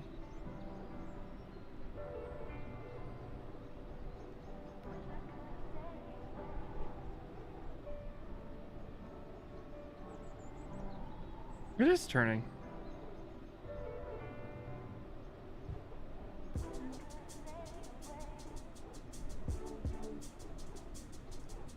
Maybe this is why everybody sets their own custom external views.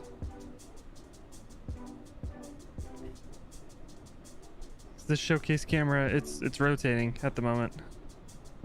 So I'd be willing to bet when we go back up, I take it back closer to the plane, it's gonna be all sorts of messed up.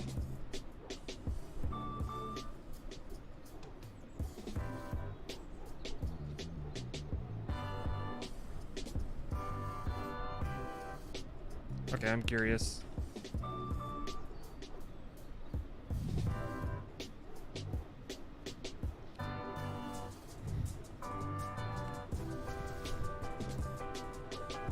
Yeah, it is not level at all.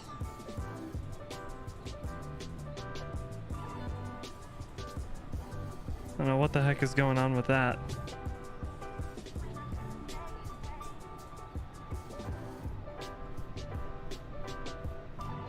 Can't zoom out either. Weird.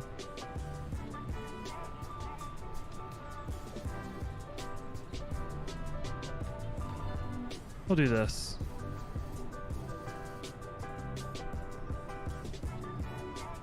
This view will work. Maybe it'll decide it wants to stay level for a little bit.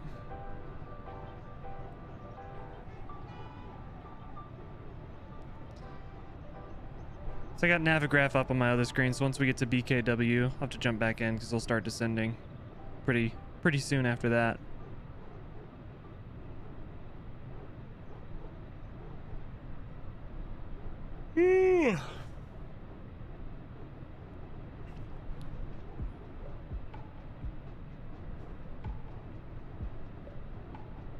I think the coffee's wearing off. I was talking about how like awake I was feeling when I started the stream.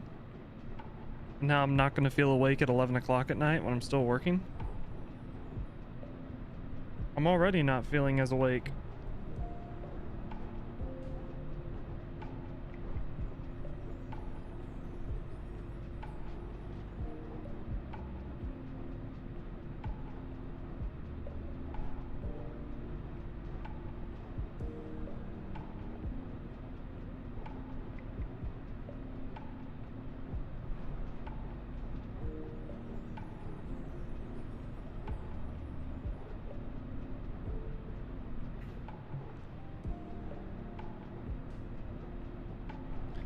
Yeah, I think I was talking about this last time. I want to actually, because the Thursday stream is scheduled. I want to eventually schedule a morning stream, because I know 10 p.m. is late, especially people who aren't in the US. I think 10 p.m. here is what, 4 a.m. in the UK, which is early as fuck. I'd be surprised if there's any flight sim nerds up at 4 a.m. I want to kind of have the option for both. Unfortunately, during the week, 10 p.m. is like the only option I have to stream because of my work schedule.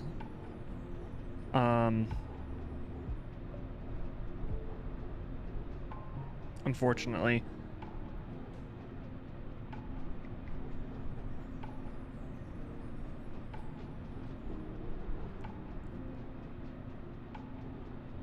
Until if I can get an earlier shift, I can probably pull that back to like 8, but I don't know.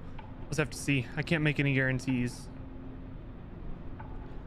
But like, I could do like Monday morning or something like that. I also gotta figure out what I'm gonna stream for Kick as well. Non-flight sim stuff. I'm not like super focused on that at the moment. I mean, I'm really enjoying growing the flight sim channel because it's decently growing and I'm enjoying it a lot.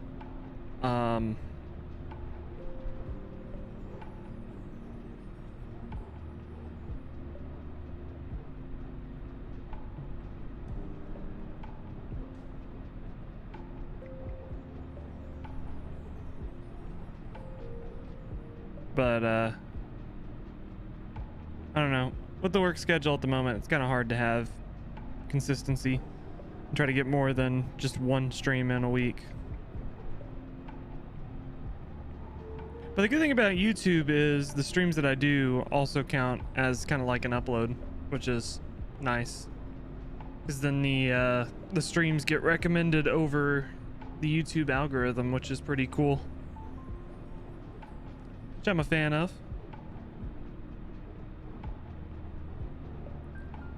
Less things I have to do. The less I have to do, the better. The way I look at it.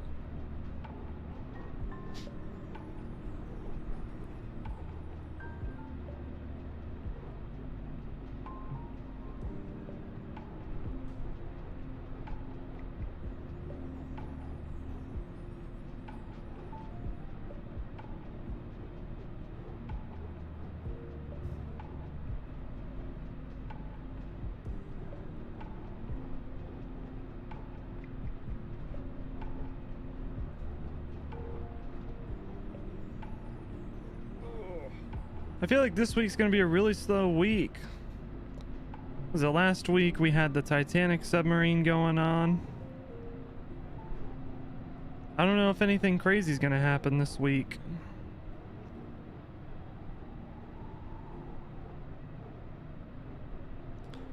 It's the 3-year anniversary of Dr. Disrespect being banned on Twitch without reason. Remember when that happened, they banned their biggest creator and don't give a reason for it. That was interesting. Interesting times to exist. The usual Twitch L.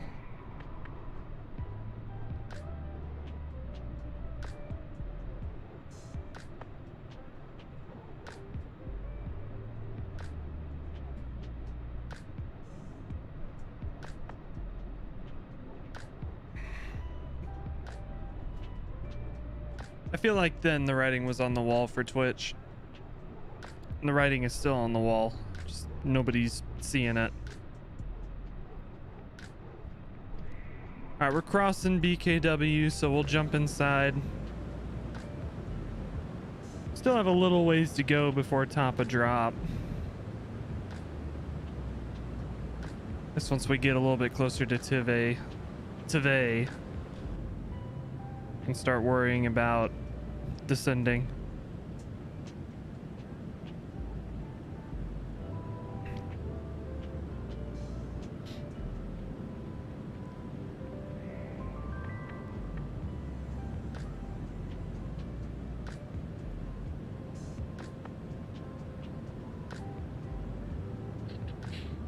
I may end up, I think I want to pull out the, either the DC6 or the DC3 and do some stuff. There's also the,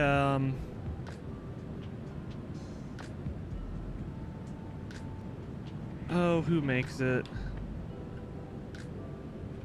Somebody made a Constellation for MSFS.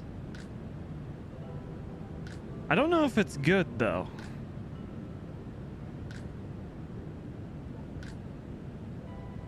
But there's this as well. Oh, excuse me. Sorry.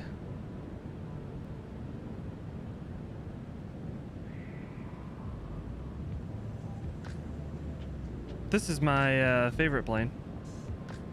It's surprising to me that I don't own this already. I just don't know if it's good.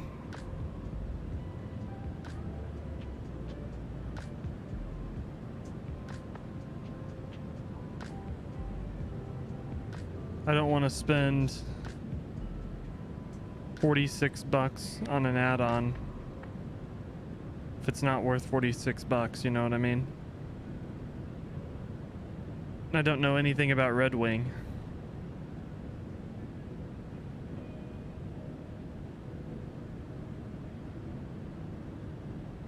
There we go. There's the TWA livery. That is a terrible rendition of the livery. Holy crap.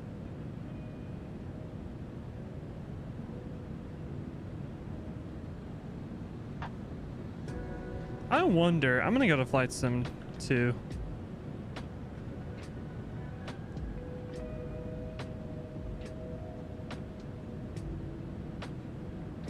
Red Wing 1049. Somebody made better liveries for this.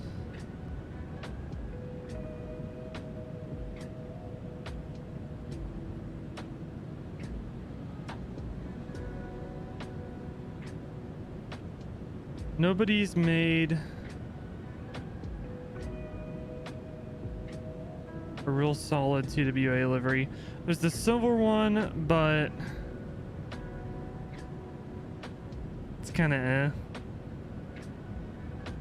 Somebody made Eastern.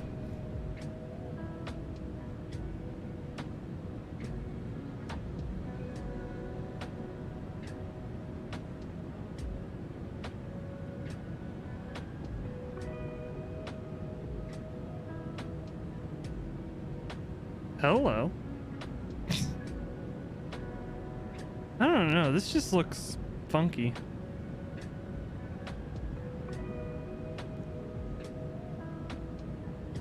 That's why I'm like, I'm not sure if I want to get this. To me, it just doesn't look right.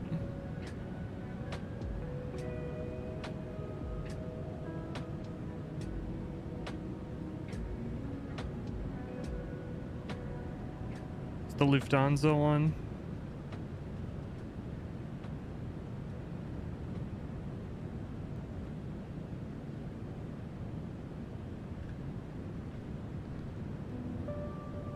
Lufthansa 1049G.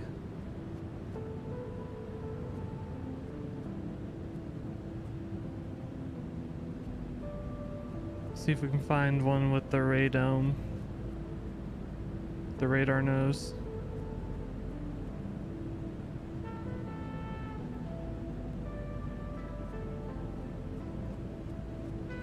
That's that livery. Maybe they didn't have the radar on their Connies.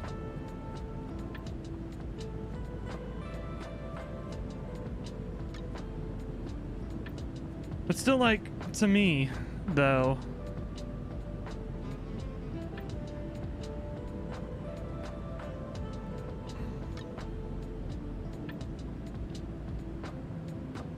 the cockpit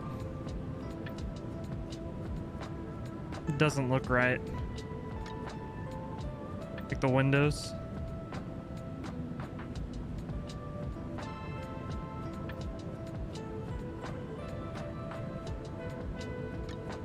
I don't know, it could just be me, but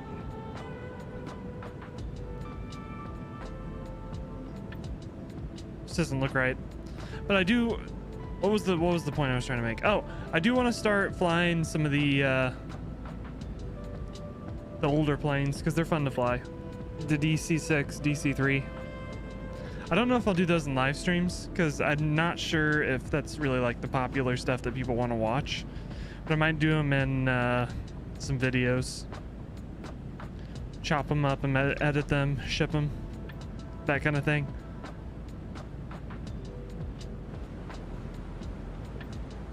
All right, we're coming up on top of descent. So I'm gonna pull the altitude back and I'm gonna watch and make sure it actually descends when we reach top of descent. Because part of me is not super confident that it's going to.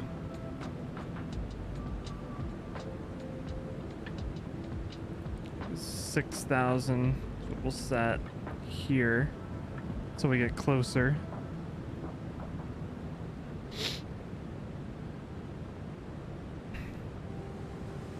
So once we cross top of descent, I want to make sure it actually descends. We have VNAV path, so that's good.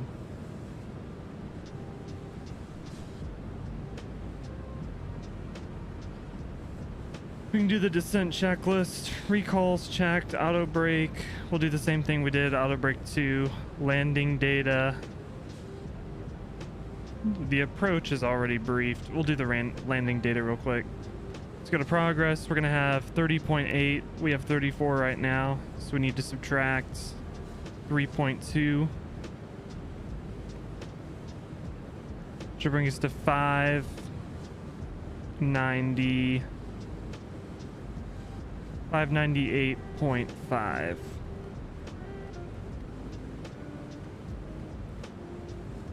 There we go. So our V approach 142, which means our VREF is 142, which means the V approach is going to be 147, 5 knots higher. And it did start the descent, so we're good. Awesome.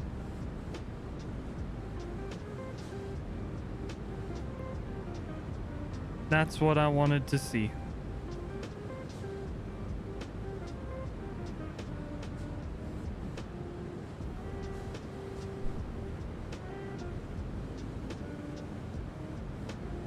As long as it descends like I actually want it to.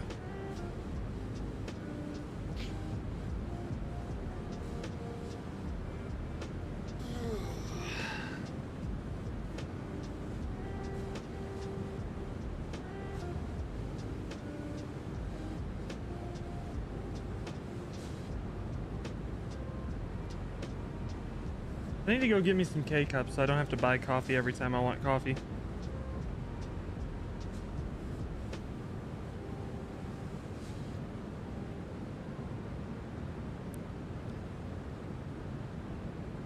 Because I got the setup at home. I got the Keurig, I got the French vanilla creamer, I got the sugar. Oh, Kayla, are you still here? I realized something last night. I don't know if this is helpful, but I have 2 desks. There's this one, there's another one back there.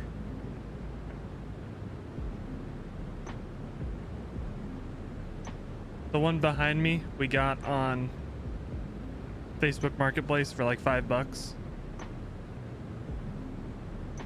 Is that a pony? Oh God, nah. Well, that was a dream. I'm not growing my hair that long. My hair doesn't grow down, it grows out. I let my hair grow, it'd become an afro.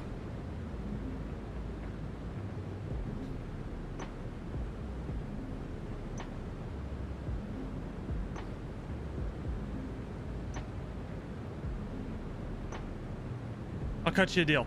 If you let me buy a plot of land and build a little tiny house on it, it's like an off-a-grid thing because I saw somebody on TikTok doing it and it was great and I want to do it. I'll grow my hair long enough to have a ponytail.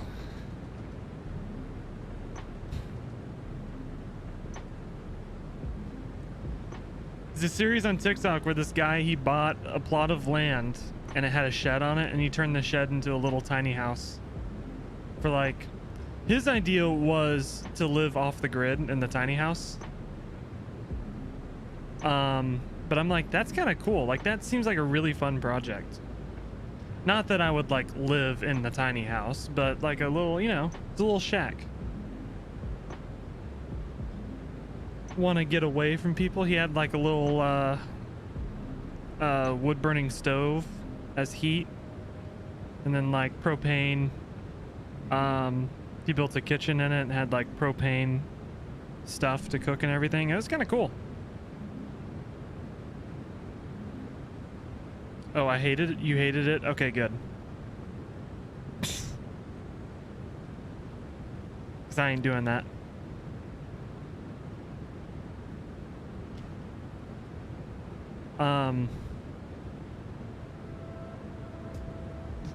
Yeah, every once in a while I see like people building little tiny houses on TikTok, and it's always really cool to see what people come up with. Like this dude, he had me until he mounted his computer in the ceiling and then sat on like a swing to use his computer. I'm like, no. Not a fan. And people were saying to mount his bed higher and then put the computer underneath the bed. But he said he didn't want to do that because he wanted to sit up in bed. I'm like, I don't know. If I were doing it, I would put the bed higher because I don't necessarily care about sitting up in bed. But he did like the most jank rope swing thing. And I'm like, that thing breaks. You're going to fall 8 feet onto your ass. You'll break your ass. I've heard a broken ass is not a fun time.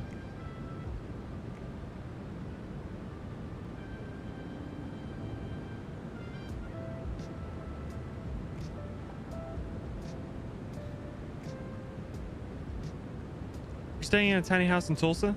I can't wait.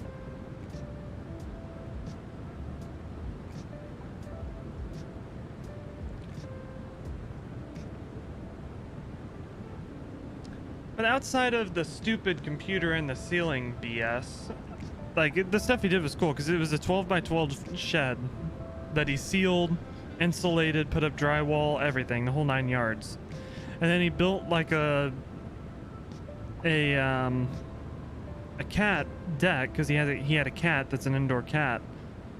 So it's like this box thing that goes on the outside so the cat can go out. And put a little pet door in the window that was next to his bed, so the cat could go in and out, which is kind of cool. And then the litter box was out there too, so you could just go outside and clean the litter box. The litter box wasn't in the house. He said eventually he wants to do like a full-on back porch, and then put up chicken wire or screen so that the cat, since it's an indoor cat, so the cat's protected. I'm like, that's cool. I like that.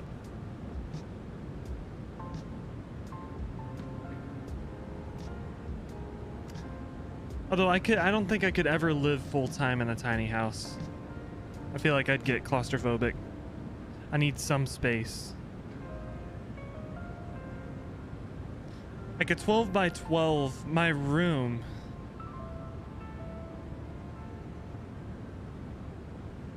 I think it's a 12 by 10? 12 by 8? No, it's 12 by 10. Roughly. I don't have enough space to just put my shit. Let alone, like, putting in a kitchen. We didn't have room for a bathroom, so we did an outhouse. I'm like, I don't know about in the winter, go outside, do your business. That sounds terrible.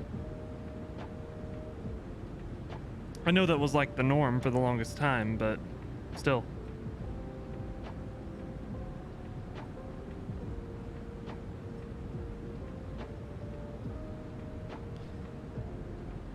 feel like it'd be easier to live in like an RV or something like that than it would a tiny house. Because like an RV is like purpose built from the ground up for that. I know they don't have to be that tiny.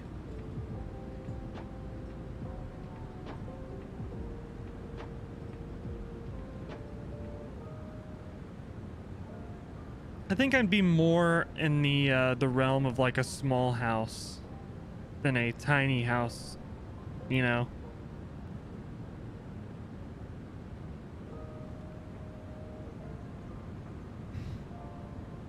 I'm the kind of person that's 100% that person that's like, I don't want a big house when I get a house because I don't want to clean the big house. That'd be a pain in the ass.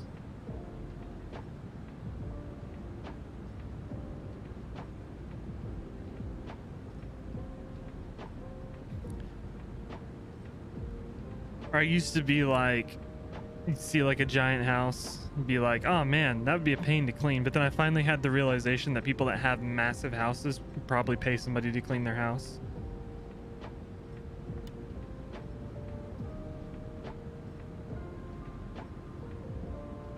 I'm talking like the mansions with like 7 bedrooms, 6 bathrooms, like the $3 million ugly house. Or the $5 million whatever. I forget how much it was. Too much. I mean, if you're buying a house like that, you're probably paying somebody to clean your house.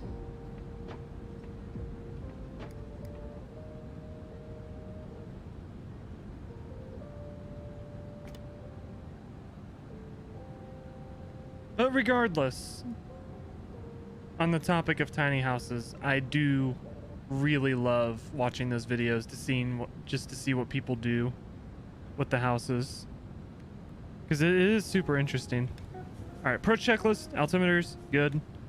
Next one's the landing checklist.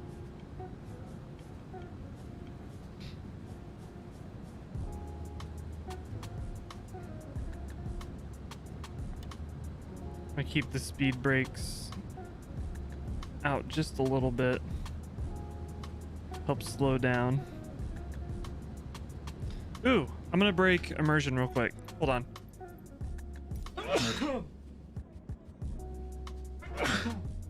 Sorry.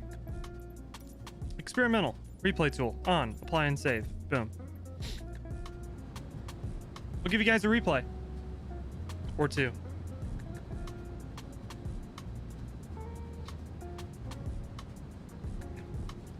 Sorry for that immersion breaking pause screen.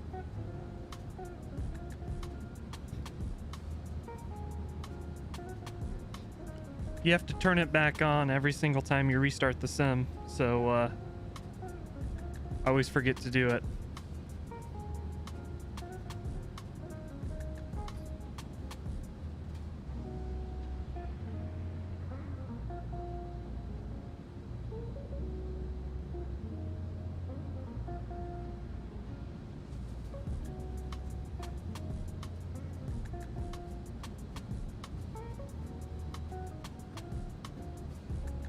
See where air cargo's at. 923 right. Okay, I know where we're going. Sweet. Does this airport have 787 taxi? It does not. Okay. All right, we are below the up bugs. We can go flaps 1.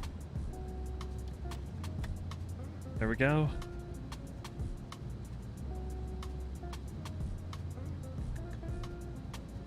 Help us start working on slowing down. I'm gonna go ahead and set our altitude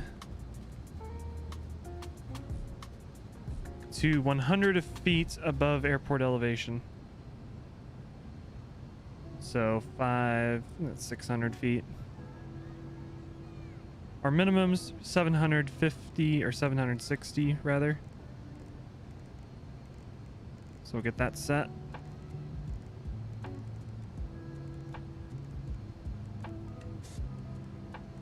Here we go.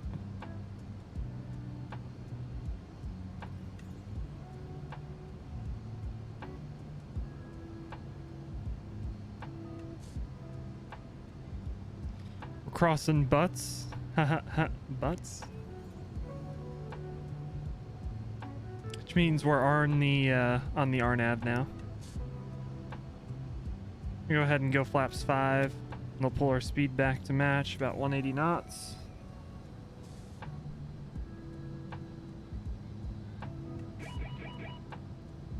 What warning did it just give? Drag required? You don't need it. Relax. You're doing fine, Blaine.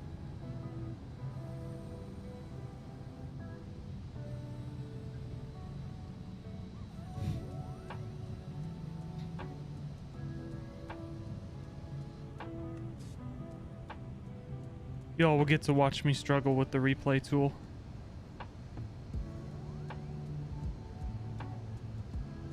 Eventually somebody will make a good replay tool. Just hasn't happened yet.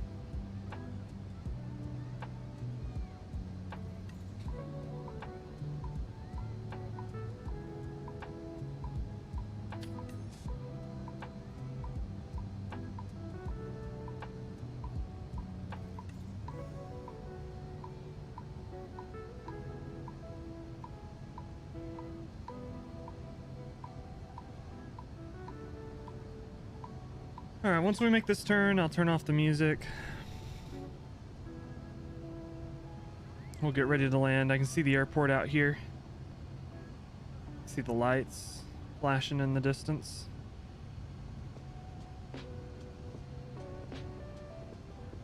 Alright, got music off.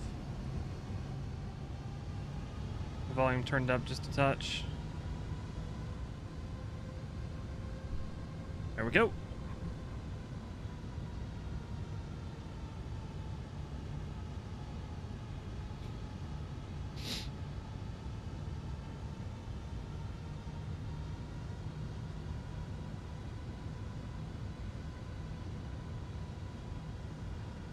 Hopefully it decides it wants to follow the RNAV. I guess this next waypoint is above 4,000.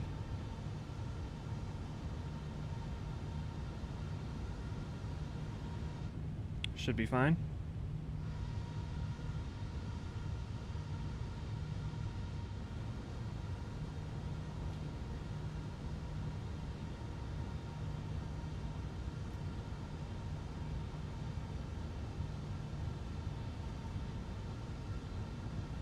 Be this right runway that we're landing here. 23 right.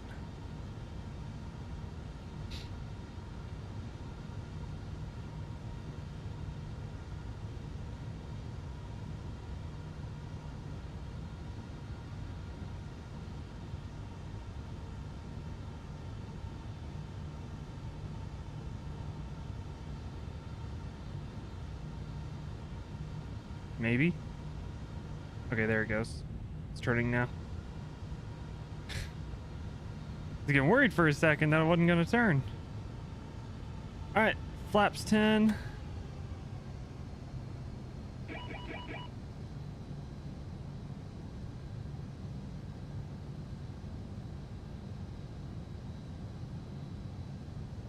And it's wanting drag. I'm not too worried about slowing down because we'll put the gear down when we reach 2,500 feet again.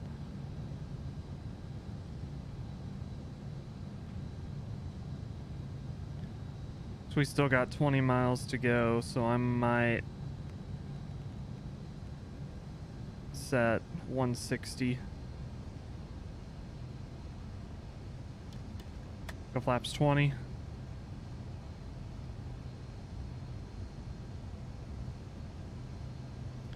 Get the rest of our landing lights on.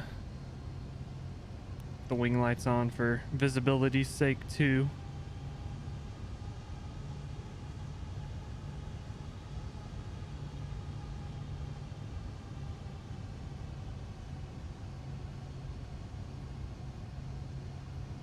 Get somebody on the TCAS off to our right.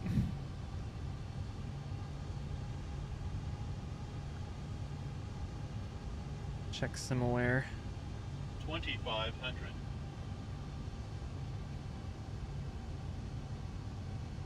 Oh, don't tell me there's somebody landing the opposite runway. Are you kidding me?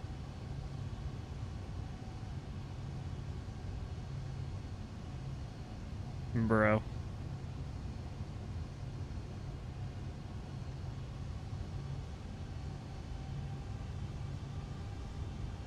What's our call sign?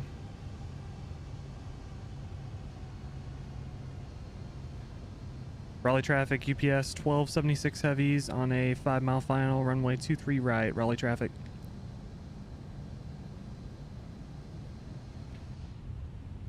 All right, gear down.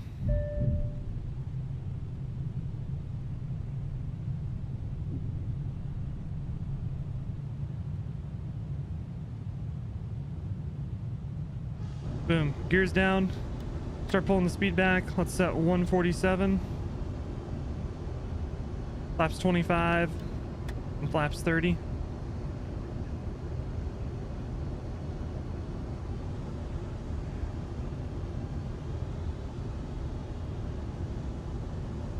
All right.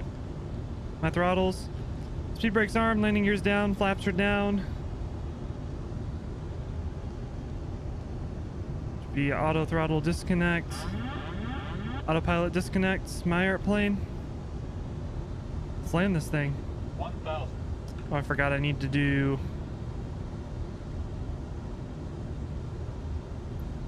Start recording. There we go.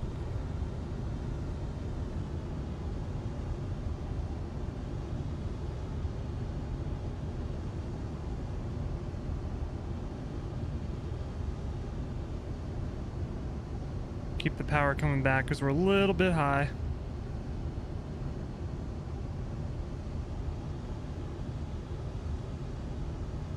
There we go. Pappies are happy now.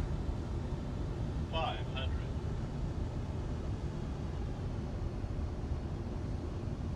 A little bit high again. 400.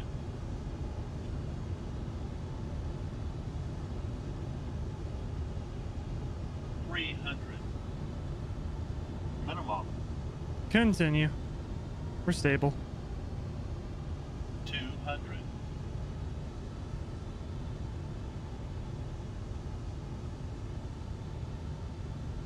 100. 50. 40. 30. 20. 10.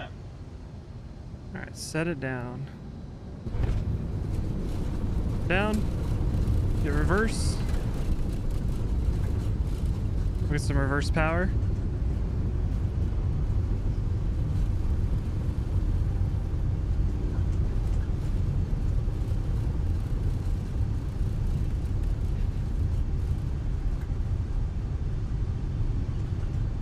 Nice.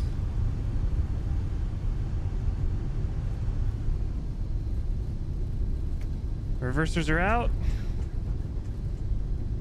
We are down. Disarm the speed brake. Bring the spoilers in. Start bringing the flaps up. We'll take this turn right here if we can make it. There we go.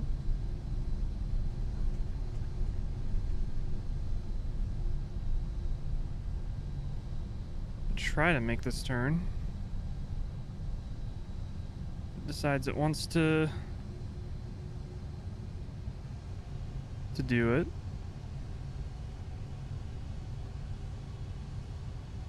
We'll taxi back this way, and our air cargo is over here at the very end of the runway.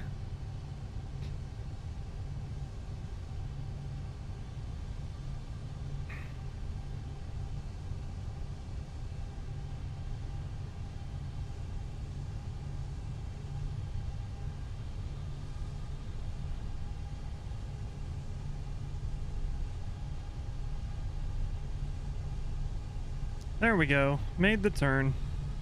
Perfect.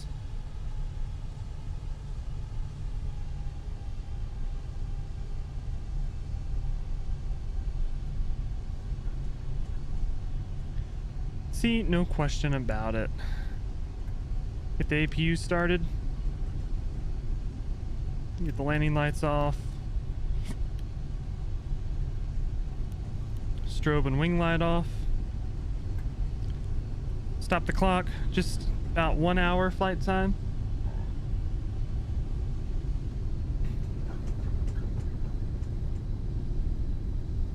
Not bad at all.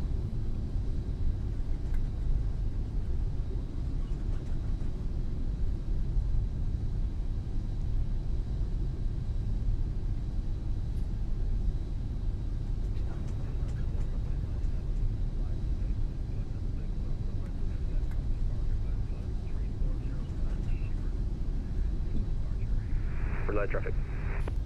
Oh, that was somebody taking off.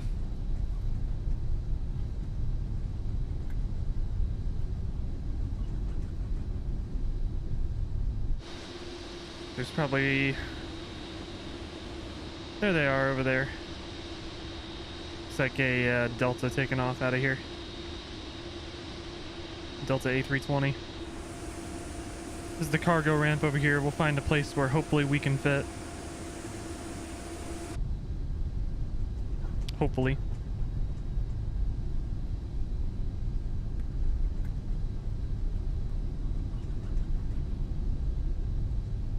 So I have to taxi all the way down and then come back. Annoyingly enough.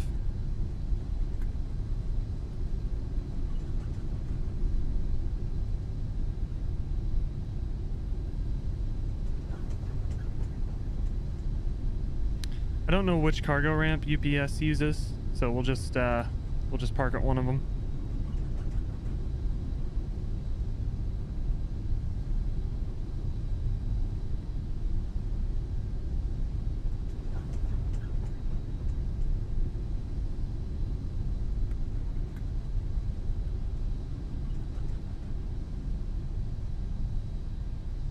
We'll turn over this way.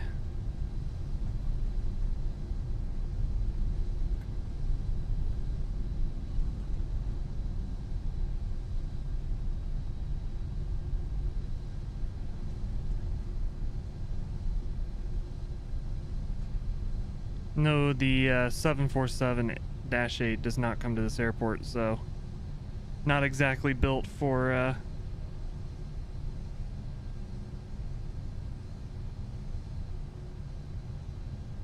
Raleigh traffic Delta 1097 airborne passing 3,200 feet inbound.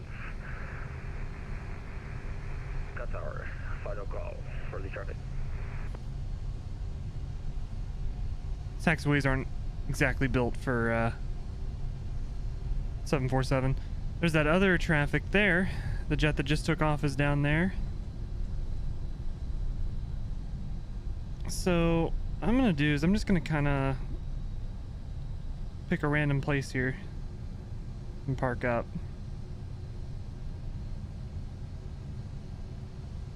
We'll do it that way. Not gonna worry about GSX or anything. We're not gonna shut down the plane either because we're gonna do the replay.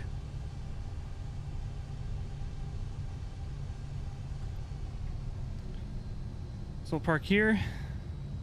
That should be good. Parking brake set. Awesome.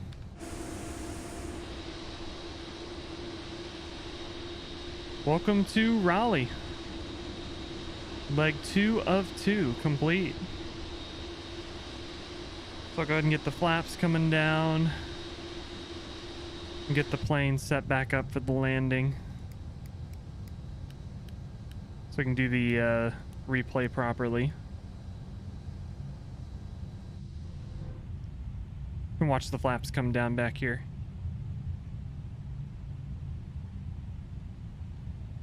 We'll go ahead and get disconnected from VKBsim.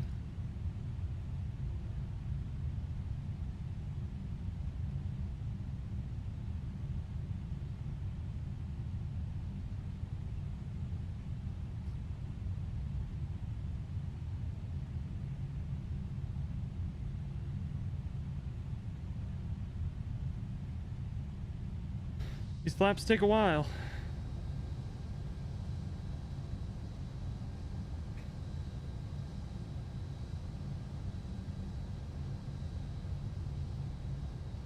It's unfortunate they don't have a better replay system. I know it's experimental still, but it'd be awesome they did have a better one. All right, we'll go to replay. Stop the recording.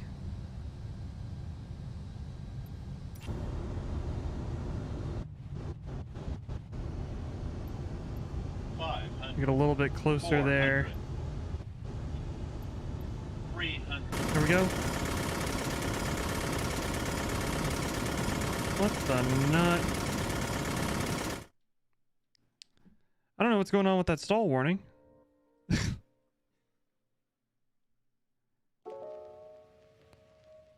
We'll watch the landing out here. I'll turn off the sim audio.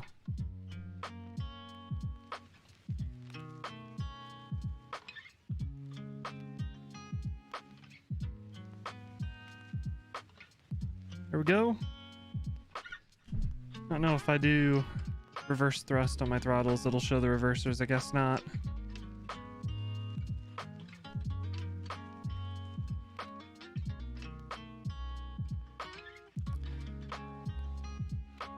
There's that. Let's watch it from the outside.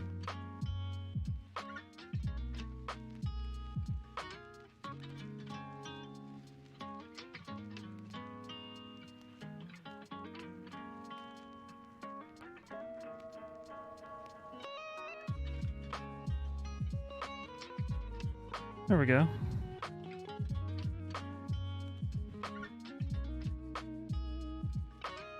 Love the 747.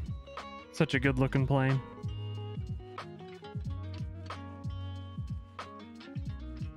Just right before the touchdown markers. Perfect.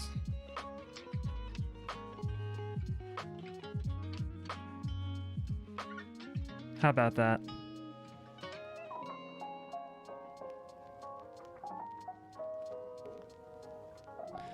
All right, well, that is gonna do it for me today. Thank you all for tuning in. I'm gonna go get ready for work. Now I gotta go do my real job. But thank you all for tuning in. If you want more, a YouTube video just went live at noon Central Time. So that new video is up on the channel. You go watch that. Tell me I sent you from the stream in the comments, I guess. But thank you all for tuning in. I hope you all have a fantastic, fantastic Monday and start to your week. I'll catch you all back here on Thursday, 10 p.m. Central. And with that, y'all stay safe, stay healthy. I'll see you all in the next one. Take it easy.